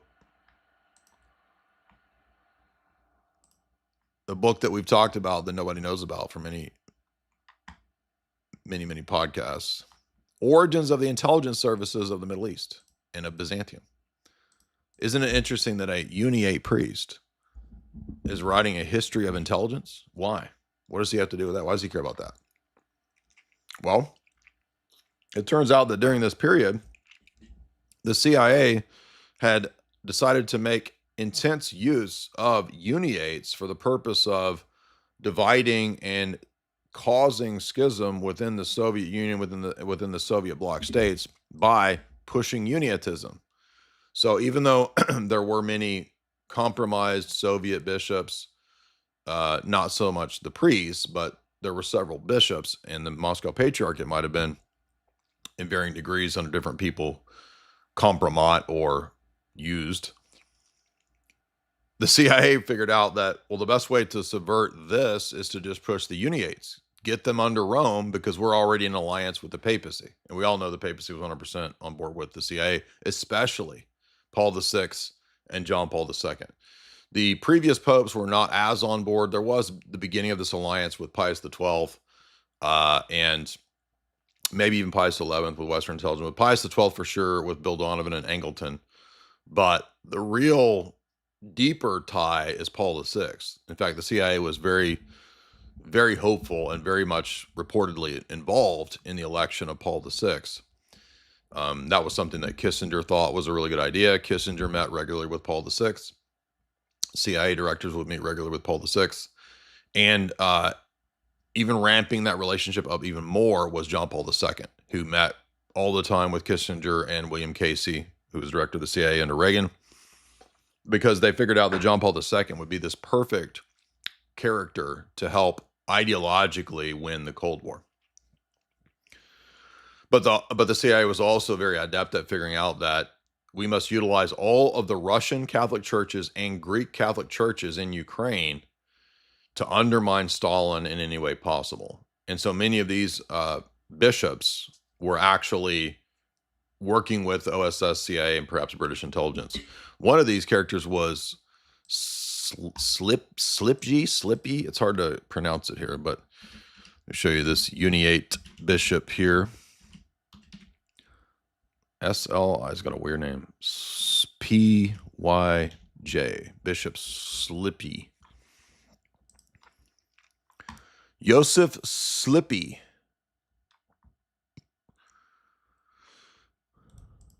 was the Archbishop of the Ukrainian Greek Catholic Church and was eventually made a cardinal in Rome. But what's not known about him, he was trained at the Pontifical Oriental Institute, went to Pontifical University of Thomas Aquinas, Gregorian, all the top Roman papal institutions. In 1939, with the blessing of Pius XII, he was ordained a bishop, and this ordination was conducted in secrecy due to the Soviet presence there. I'm just curious if it will mention his connections to Western intelligence in Wikipedia, but probably not. In 1963, he was freed by Khrushchev and administered after political pressure from Pope John the 23rd from John F. Kennedy to be freed. He arrived in Rome in 1963 and was part of the Second Ecumenical Council. Wow.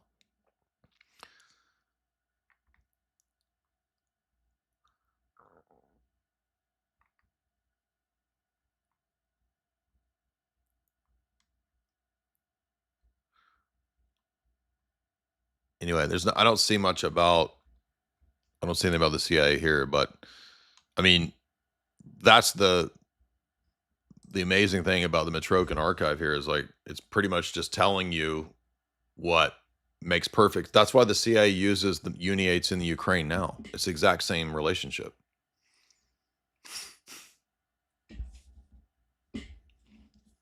So the Uniates became a key point of ideological and cultural subversion, as well as the catacomb church that the CIA supported. I'm not trying to attack all the catacomb church people in Russia, because I'm sure many of them were good, but on the part of the CIA, it has nothing to do with the good guys and bad guys. It's literally just using whoever you can as a way to undermine the Soviets. So that's why you can't really find good guy, bad guy in all these situations. It's not easy. So the Uniates became a key angle that the Vatican helped the CIA engage in to subvert the KGB.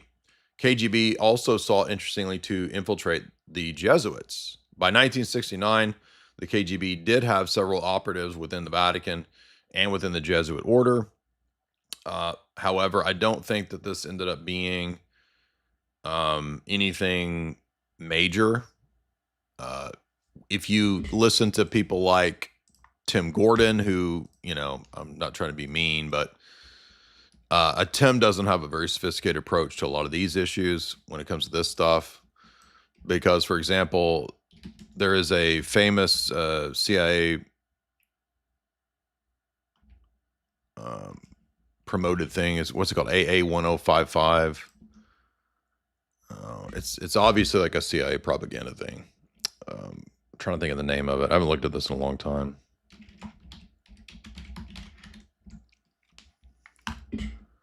It's giving me flights. I don't want flights, dude.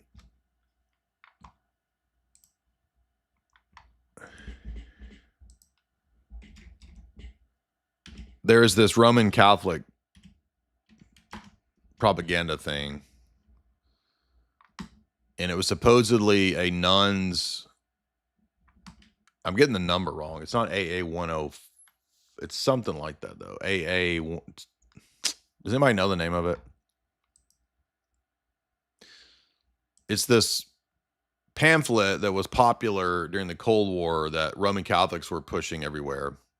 And the whole idea of the pamphlet is that there's this nun who was trained by Stalin to infiltrate the Roman Catholic Church. And Roman Catholics always cite it because they think that it's like the Yuri Bezmenov stuff. It's like, oh, the reason that Vatican II is liberal is because the KGB was there. It's like, dude, your own theology was liberal for like decades before any KGB were in Rome. It's not the KGB that took over Rome, dude. That's so retarded. It's your own popes, your own liberal theologians that took over Rome.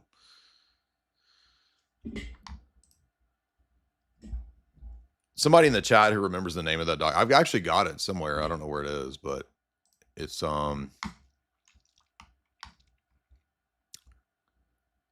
Bishop Slippy. Guys, if you want to support the stream too, you can do so through super chats. Remember that you can do super chats through Streamlabs. Streamlabs are the best way to do it, but you can also do it here. Maybe it's AA1095.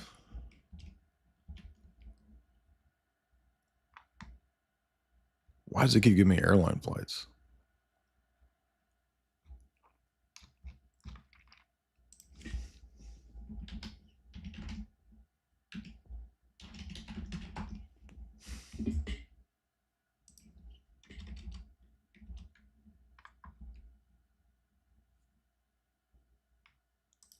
Bella Dodd, is that it?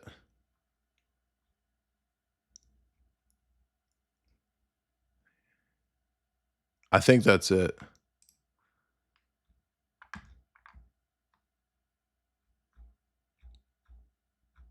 That's it. Bella Dodd.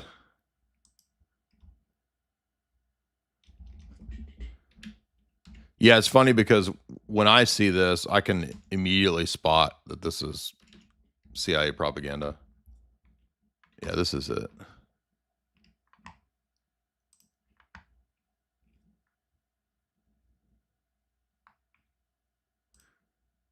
In the 1930s, Bella Dodd stated that 1,100 Soviet agents had been placed into the priesthood. I think that's a massively exaggerated number from pretty much all of the things that we have now in terms of declassifications and archives and all that. But you'll notice, like, Roman Catholics, they still run with this. Tradcats love this. Even Mitch Pacwa, even he was talking about this. They still push this stuff, right? But it's still not giving me the actual document, though, because it's called AA1025, AA something.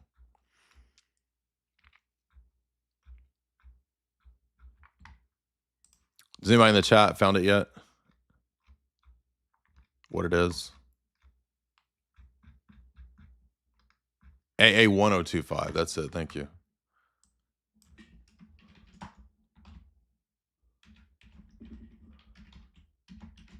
That's it. Memoirs of a Communist Infiltration, AA1025. This is it.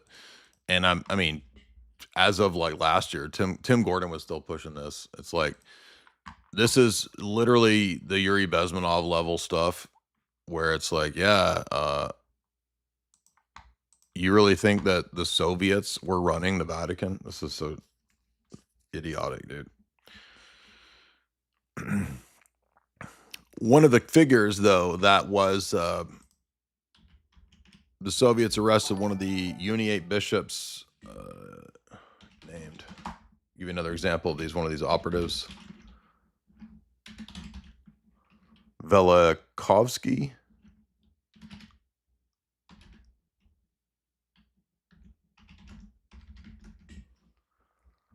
Vasily Velikovsky was the Uniate bishop of the Greek Catholic Church, Ukrainian Greek Catholic Church. Vasily Velikovsky. In regard to being a Western operative, he was commuted. His death punishment was commuted to 10 years of hard labor. So, and now I'm not pro-Soviet, I'm not pro-communist, but the reason that the Soviets, especially under Stalin, had this policy and why they were so adamant was not just atheism. It was because a lot of these people were working for the CIA. But it's incorrect to say, though, that the Soviets had actually penetrated the way that the CIA was warning. So the CIA used the Roman Catholic Church and these kind of Yuri Bezmenov, Bela Dodd stories to exaggerate it like it was. And by the way, Quigley says that too. Remember, Quigley says that the Soviet penetration, the communist penetration of America was rapidly exaggerated by the CIA so that there could be the Cold War, right? This was interesting, a little side note. There was a famous Reformed Baptist spy. I didn't even know that existed, but this also shows that it's not just Uniates and it's not just schismatics that were used by the CIA. There was also a Pastor Kryuchkov, a Reformed Baptist, I assume CIA. I never even heard of this. Yushkov.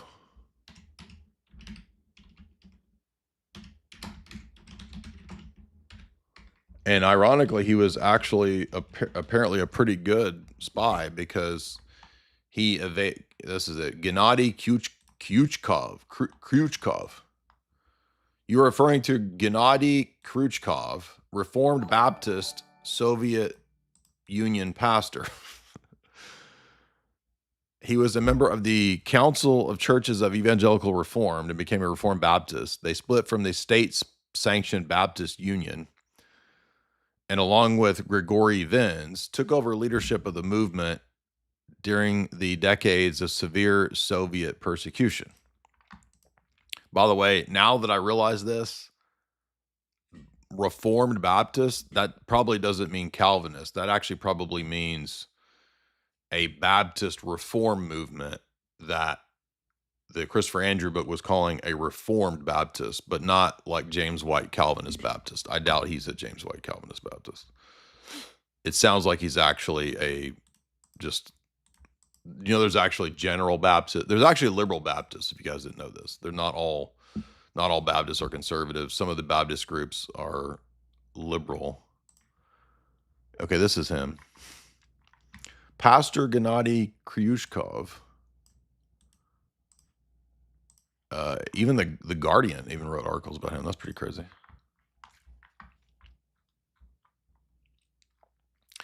But what's interesting is that this whole Baptist ministry here was being used by Western intelligence as another point of ideological subversion within the Soviet Union.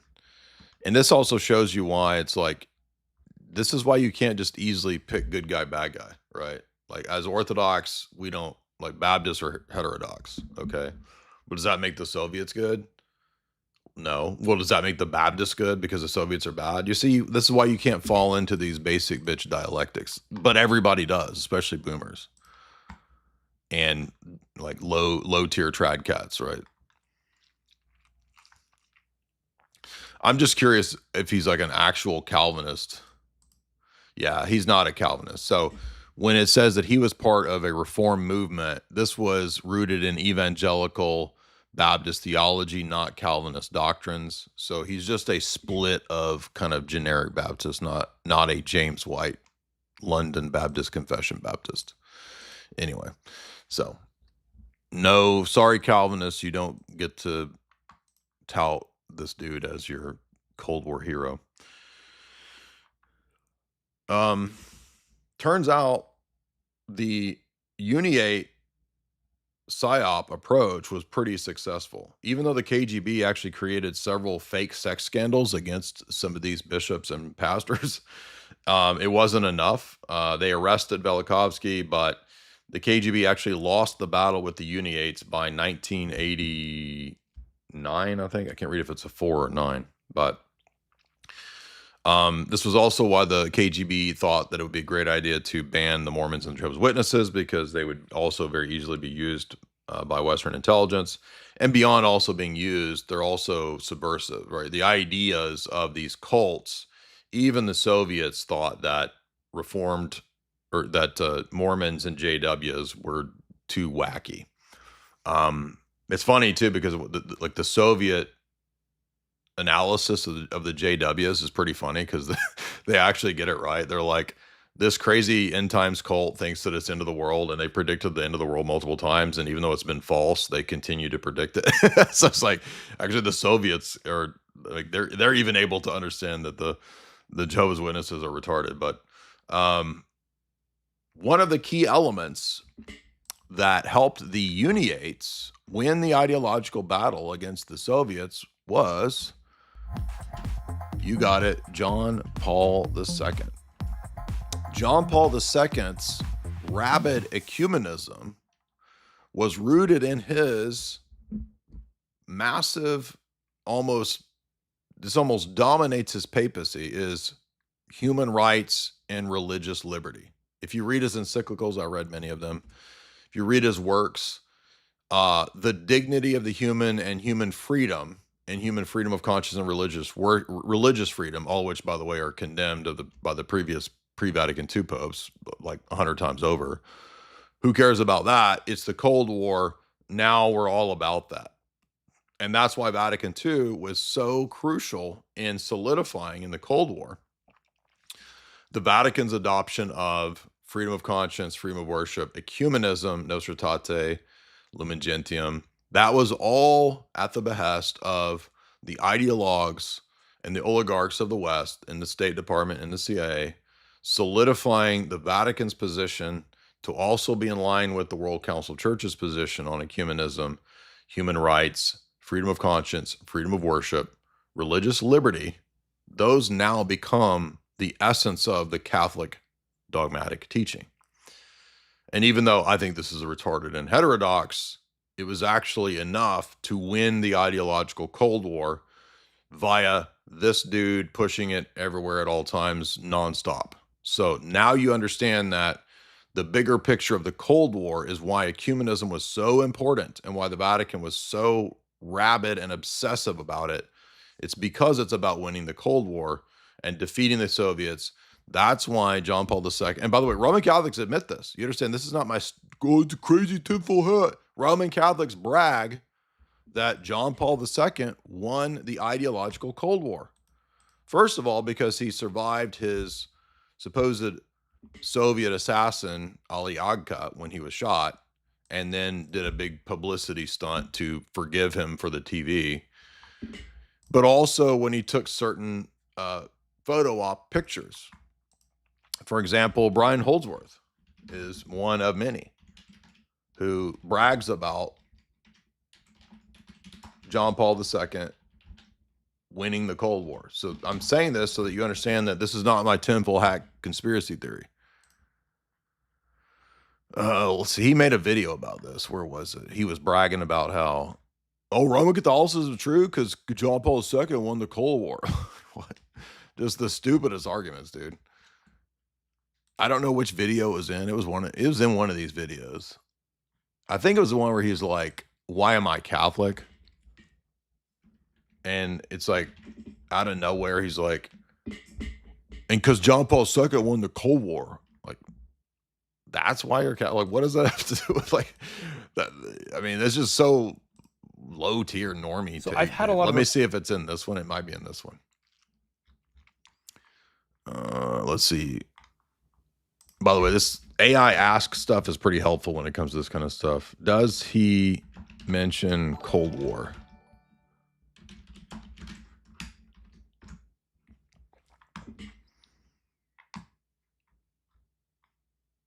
Okay, no, it's not this video. So there's some video where Brian Holdsworth mentions John Paul II and how awesome he is. And it's like, but you all ignore the fact that everything that he's all about was condemned 100 times over by pre-Vatican II popes, right?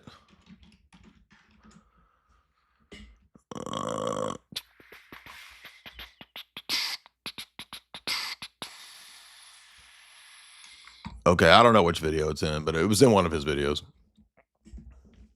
So John Paul II's freedom of religion, John Paul II's. There's also a famous photo that John Paul II took in front of the Madonna in Poland. And that helped give, I think it's this, John Paul's prayer to Our Lady of Częstochowa in Poland. No, that's 1997. So there's a Cold War photo that he took that was like a famous photo op that also was actually organized by the CIA because they thought it'd be a great photo op to push. I forget which photo. That's in the John Kaler book. There's a whole chapter on that. But that's what's going on with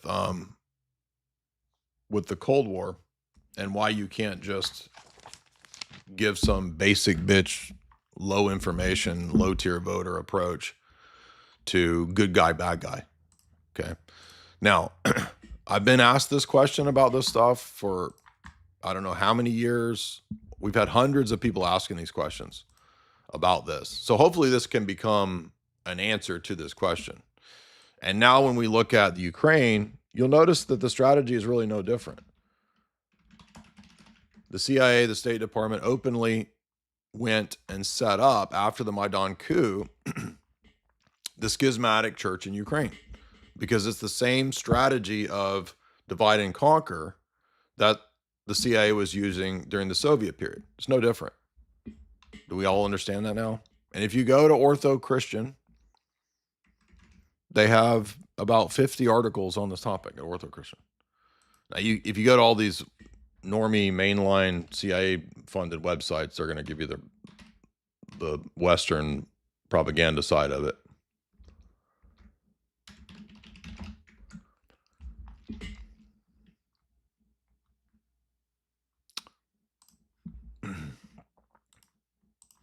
But for example, Constantinople Ukrainian hierarch, this is the schismatic one that the State Department set up, awards the former head of the CIA for his pushing for the Ukrainian National Church. You see, this is the CIA's fake church in Ukraine.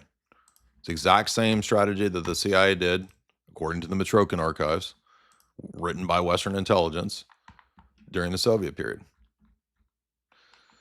This was an Atlantic Council event. That's high-level CIA stuff.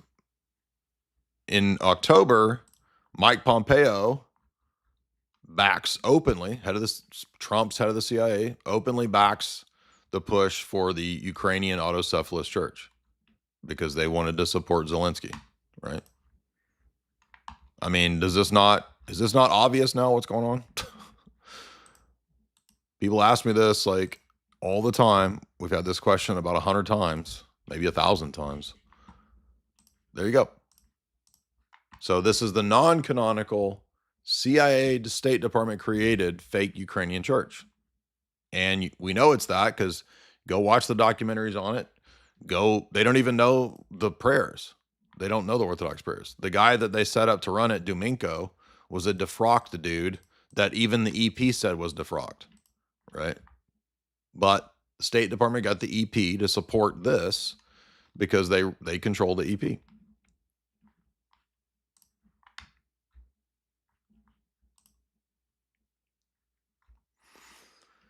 Here's our good buddy, Jim Jatras. Jim himself has an entire article you can read about why the CIA and the State Department want Zelensky and a fake CIA church. Go read Jim's article. It's been up there for years. Or that one's been up for 1 year. Here's the U.S. Embassy on Twitter congratulating the Ukrainians by creating their own fake CIA church. Yay, good job.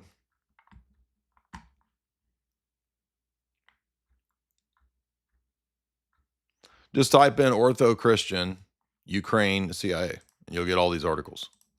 And by the way, we've been talking about this for 10 years. So now that you have the bigger picture, you can see that it's not an easy good guy, bad guy thing. Hope you guys all understand this now. Do we understand?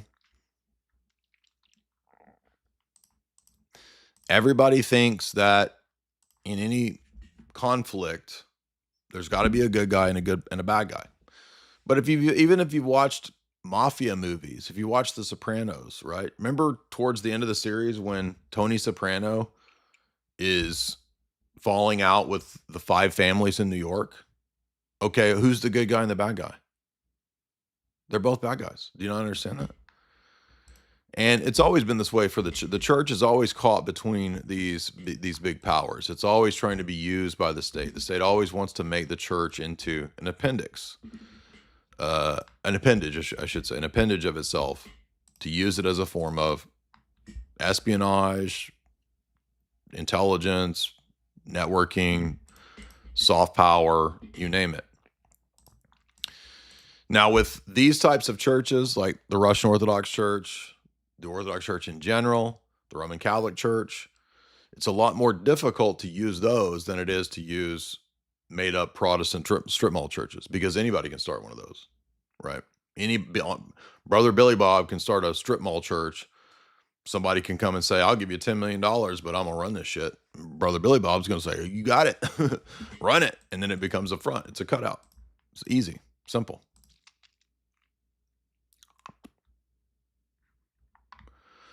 Yeah, so the recent news story of the Congress people and the CIA is saying that the Russian Orthodox Church is evil because Putin runs it, right? That's all part of this psyops here.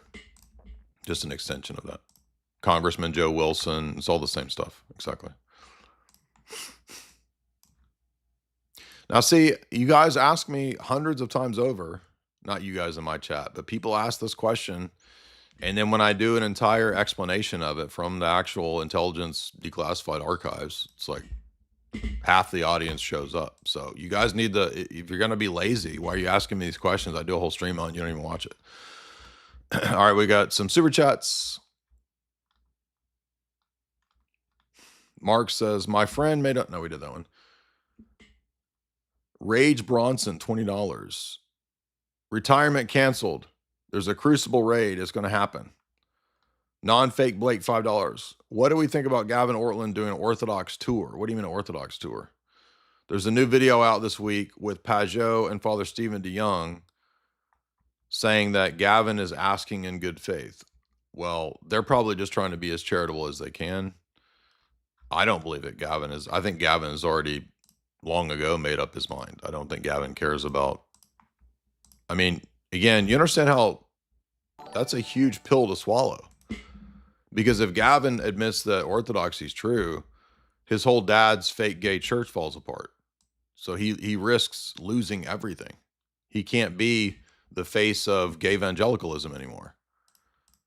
I mean, that's a huge pill for people to swallow. So,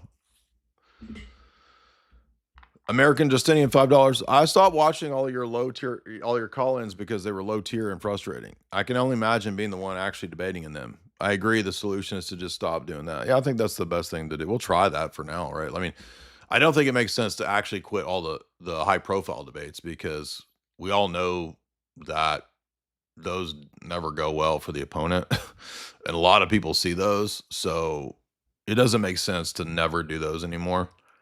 But it does make sense to not continue to feed goobers and goobertards. And also, when I get annoyed with the low-tier dumb debaters, everybody just clips that, and that becomes, oh, here we got him once again. He's being mean. Spirit of Geneva, welcome back, my wigga. The sun never sets on the Wigzantium Empire. Exactly. Lab Stream, $5. Jay, do a big boil down video refuting Judaism. Yeah, we do need to do that. You should make one kind of like this argument ends Protestantism. Your top 10 reasons and other videos that are out there are key for the next phase of Orthodox evangelism. Cleve is also doing well. I agree. Yeah, we need to solidify some good, 10, 20, 30, 40-minute videos on all the major topics. Because those are the ones I've noticed. I'm punishing myself over this. I can't believe I never realized until like a week ago that the algorithm doesn't even promote a live stream when it's done. I should have realized this. And I just happened to be looking through some of the stats of the live streams, and I'm like, wait a minute. All these live streams die after like 1 week. They're done. So that means the algorithm isn't promoting them anymore. But these videos that are like 20, 30, 40-minute videos, they continue to be pushing the algorithm that aren't live streams. Like this Kat Von D interview is still getting views. The end of Protestantism video, it still gets views. And we're 11 days into that video. Backrooms video is still getting views. The one that's the Dark Truth one. Not all of them. Now, the John Kiriakou redone video with all of the added in imagery, that's still getting views.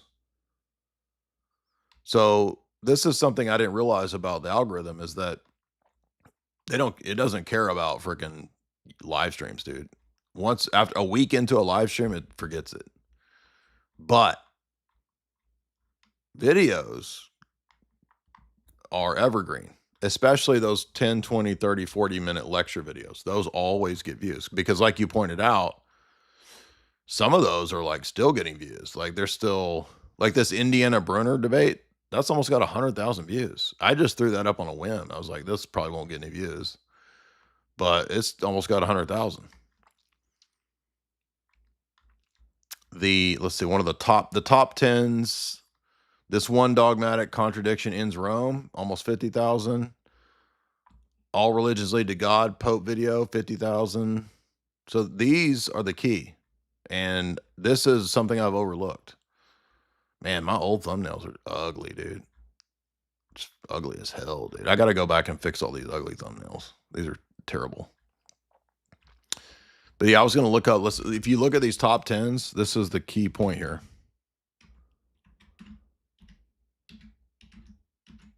Those are still getting views. Top 10 ways to improve your life, 60,000. Top 10 reasons I'm not Roman Catholic, 117,000. Top 10 reasons I'm not Protestant, almost 200,000. That's crazy. 15 books to read, 84,000. Top 10 reasons I'm not atheist, 150,000. And then if you look up live streams, they're dead after a week, dude. I mean, I don't know why. I feel like a live stream should be promoted as much as the other ones, but then again, I don't know. Maybe it has to do with the watch time of a live stream. Because if I do a 4-hour live stream, most people are still only watching like 20 to 30 minutes of it. So maybe that has something to do with it. I don't know. We never know the mystery of the algorithm. Dougie Fresh, $5. Jay, you've done so much. You've helped me in my life. You've helped me understand a lot. Religion, trust, debate, skepticism, what it is to be a man. Keep doing what you're doing. Do not stay in the background. I ain't going to stay in the background. Do some more Ben Shapiro type debates. Absolutely, dude. I'm down to that. I'm down to do all that kind of stuff. I think I'm just not going to do low tier stuff. I'm still going to do any high profile debate. And I don't care if that's formal or blood sports. I'll do any high profile debate. I'll still do it. I think that's the best way to go about it. JB Peltier, $10. I wish there was a word that picked out the intersection between arbitrary, flippant, dismissive, hand-waving, and apathetic in a derogatory way. How about just gay? Mojo Llama, $20. My wife and I are going on a double date with Matthew, Nami, and his wife. We attend the same parish. Oh, that's cool. They are good people. May God bless you. Yeah, I want to thank him for his recommended reading on this topic. He's done a lot of research and reading on this topic. And his blog is Orthodox History. And he also today sent me a whole bunch more books to read, which is cool. Now, I don't do PDFs unless I absolutely have to, but I'm going to buy the physical copy. I hate PDFs, but I will buy the physical copies. Chris, $10. Jay, have you heard of William Cooper? Of course I have. I remember his episode on ecumenism in the Mystery Babylon series. You know, he's probably correct in that one. I mean, a lot of his stuff is just total kook quackery, but he's probably right about ecumenism. East Wind, $5. Are you going to finish off the career of David Wood and his crew? You know, one thing I've noticed about a lot of these people is a lot of these people are their own worst enemies, so they're going to end up finishing off their own careers. But yeah, we'll here's what I'm going to say. If David Wood wants to change the topic of my original debate challenge to suddenly icons, then here's what we'll do. We'll do the debate on the icons, but you also got to do the debate on the one true church. So how about that?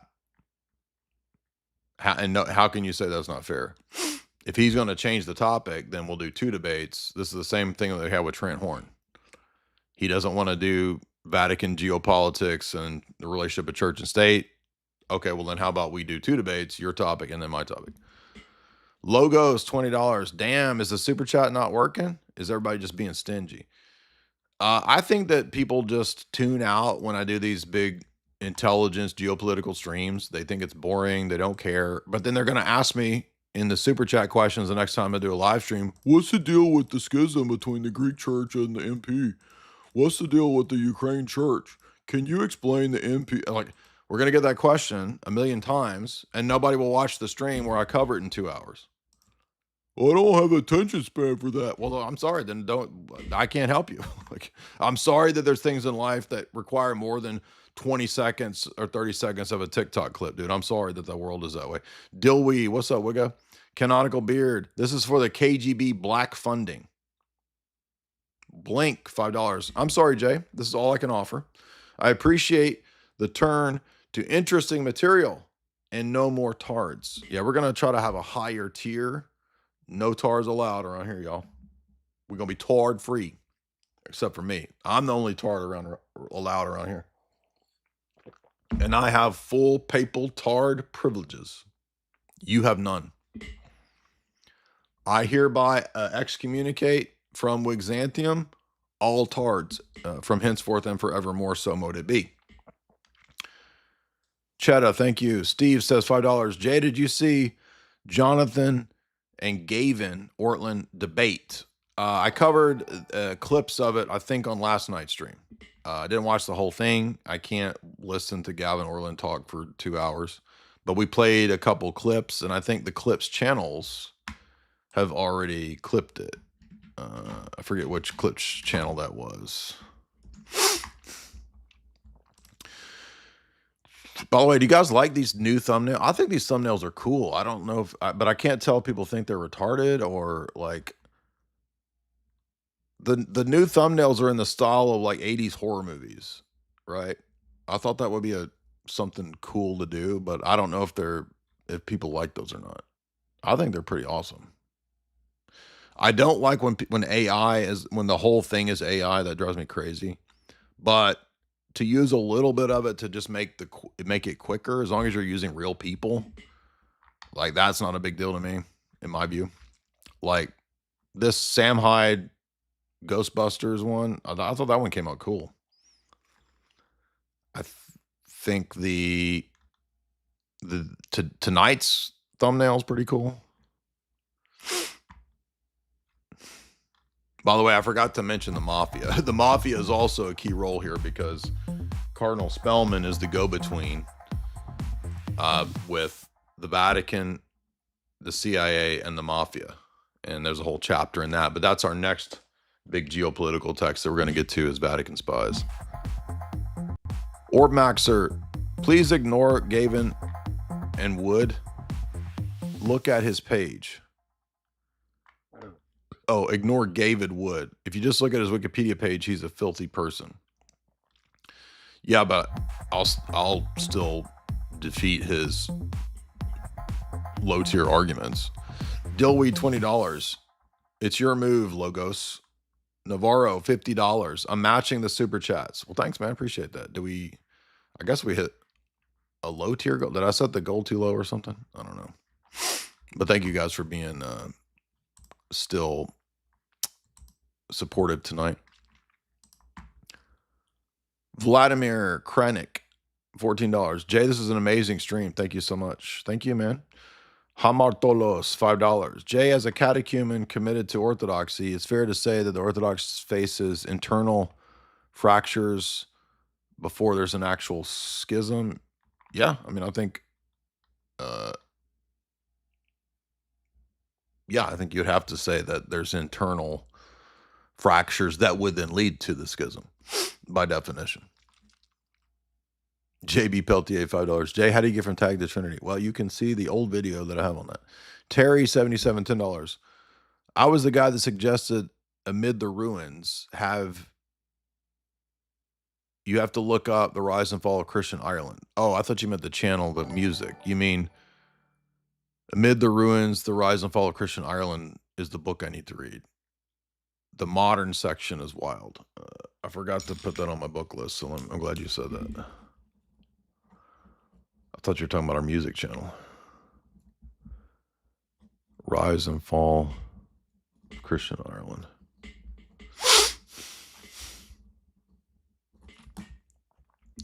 Terry says the same question again.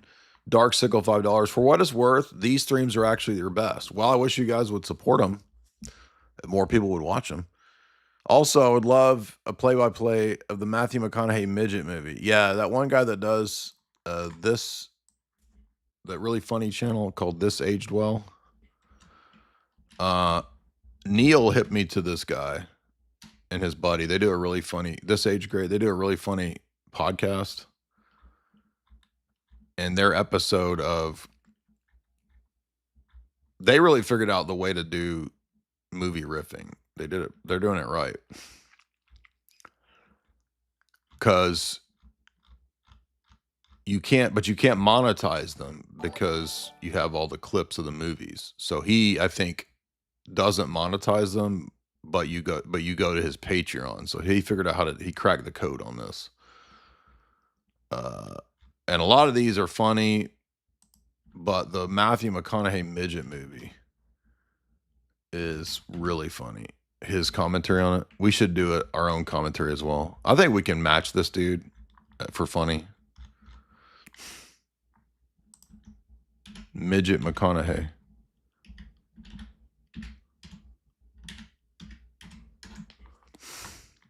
Tiptoes. Tiptoes. 2000. This is it.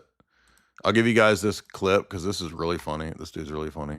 Actually, he's funny, but also his buddy who just has this infectious laugh.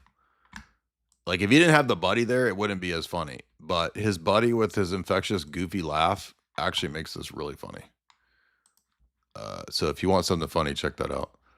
But we do need to do our own breakdown of this completely insane. I don't know what, like Matthew McConaughey was like at the peak top of his game at this time.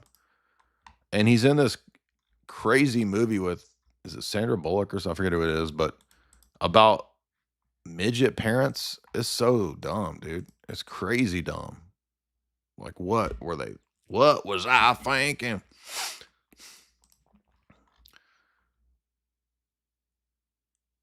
Abominable Ivan, do a stream about the red heifer. Well, there is that's so stupid, dude. All that evangelical gibberish. Jesus is the red heifer, so it's already happened. Like the red heifer thing has already happened. It was Jesus. It was the type of Christ. Welcome to the new members. 40 Crush says for $5. Have you heard the new Cringe Chord record song of the Orthodox Orientals insulting Cleve? No, he made a song. Well, the thing is, I can't play because he's I'm not bitching at Dr. Evo. I love Dr. Evo, but he's copyrighted the songs, which is cool. I think he should make money on those. But I can't play them because it dings the copyright. No Fake Blake, $2. I just bought Old Boys and the Vatican Spies books. Thank you, Jay. Thank you. Son of Salazar, $2. Rage Bronson, $20. Retirement canceled in Crucible raid. Oh, we did that.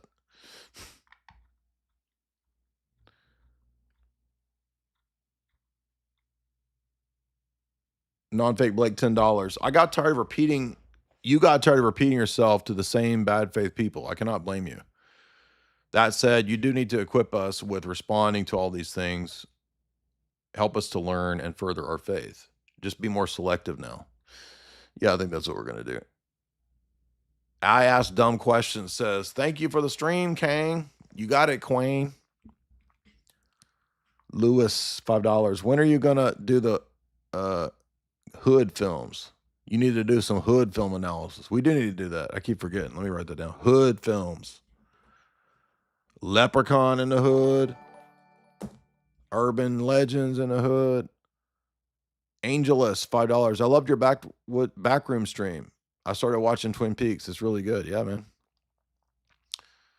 I love how it's an inspiration of one of my favorite games, Alan Wake. Yeah, Alan Wake was fun too. I liked both of those. Crowns, $10. By the way, if you want to get my analyses of Twin Peaks episodes, or Esoteric Hollywood 1 and 2, which you can buy signed copies in the shop at Jay's Analysis. 1 and 2 have Twin Peaks deep dive analyses. So be sure and check that out if you don't have 1 and 2.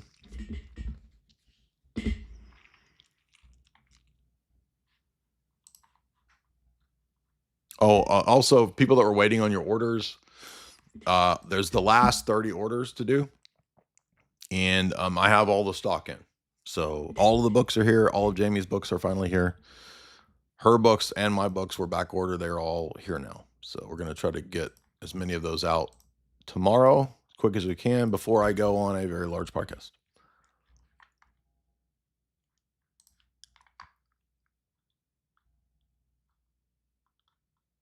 Welcome to the new members again, who also later joined.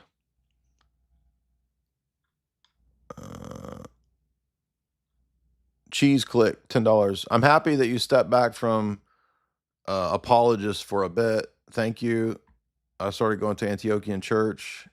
It's good. Thank you for your work. It's real weak as shit. Yeah, well, I think the key thing is to not debate the low tier people, because that's the worst part of it. So I'm just not going to do that anymore. Bo Dizzle, $5. Would you please give an explanation of Fabian socialism and who they were? I've got multiple videos on that. So just watch any of just type in J. Dyer Fabian. There's probably 10 videos. So just watch those. Logos. No, we did that. Phantasm, gifted 5 memberships. Appreciate that. Dillweed. No, we did that.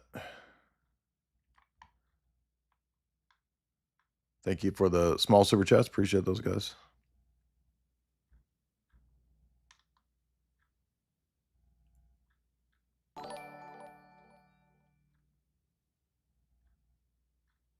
Will you be doing Blackface Friday for Juneteenth?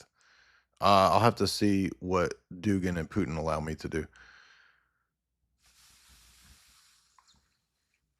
Harsh word hand sign sing 40 something.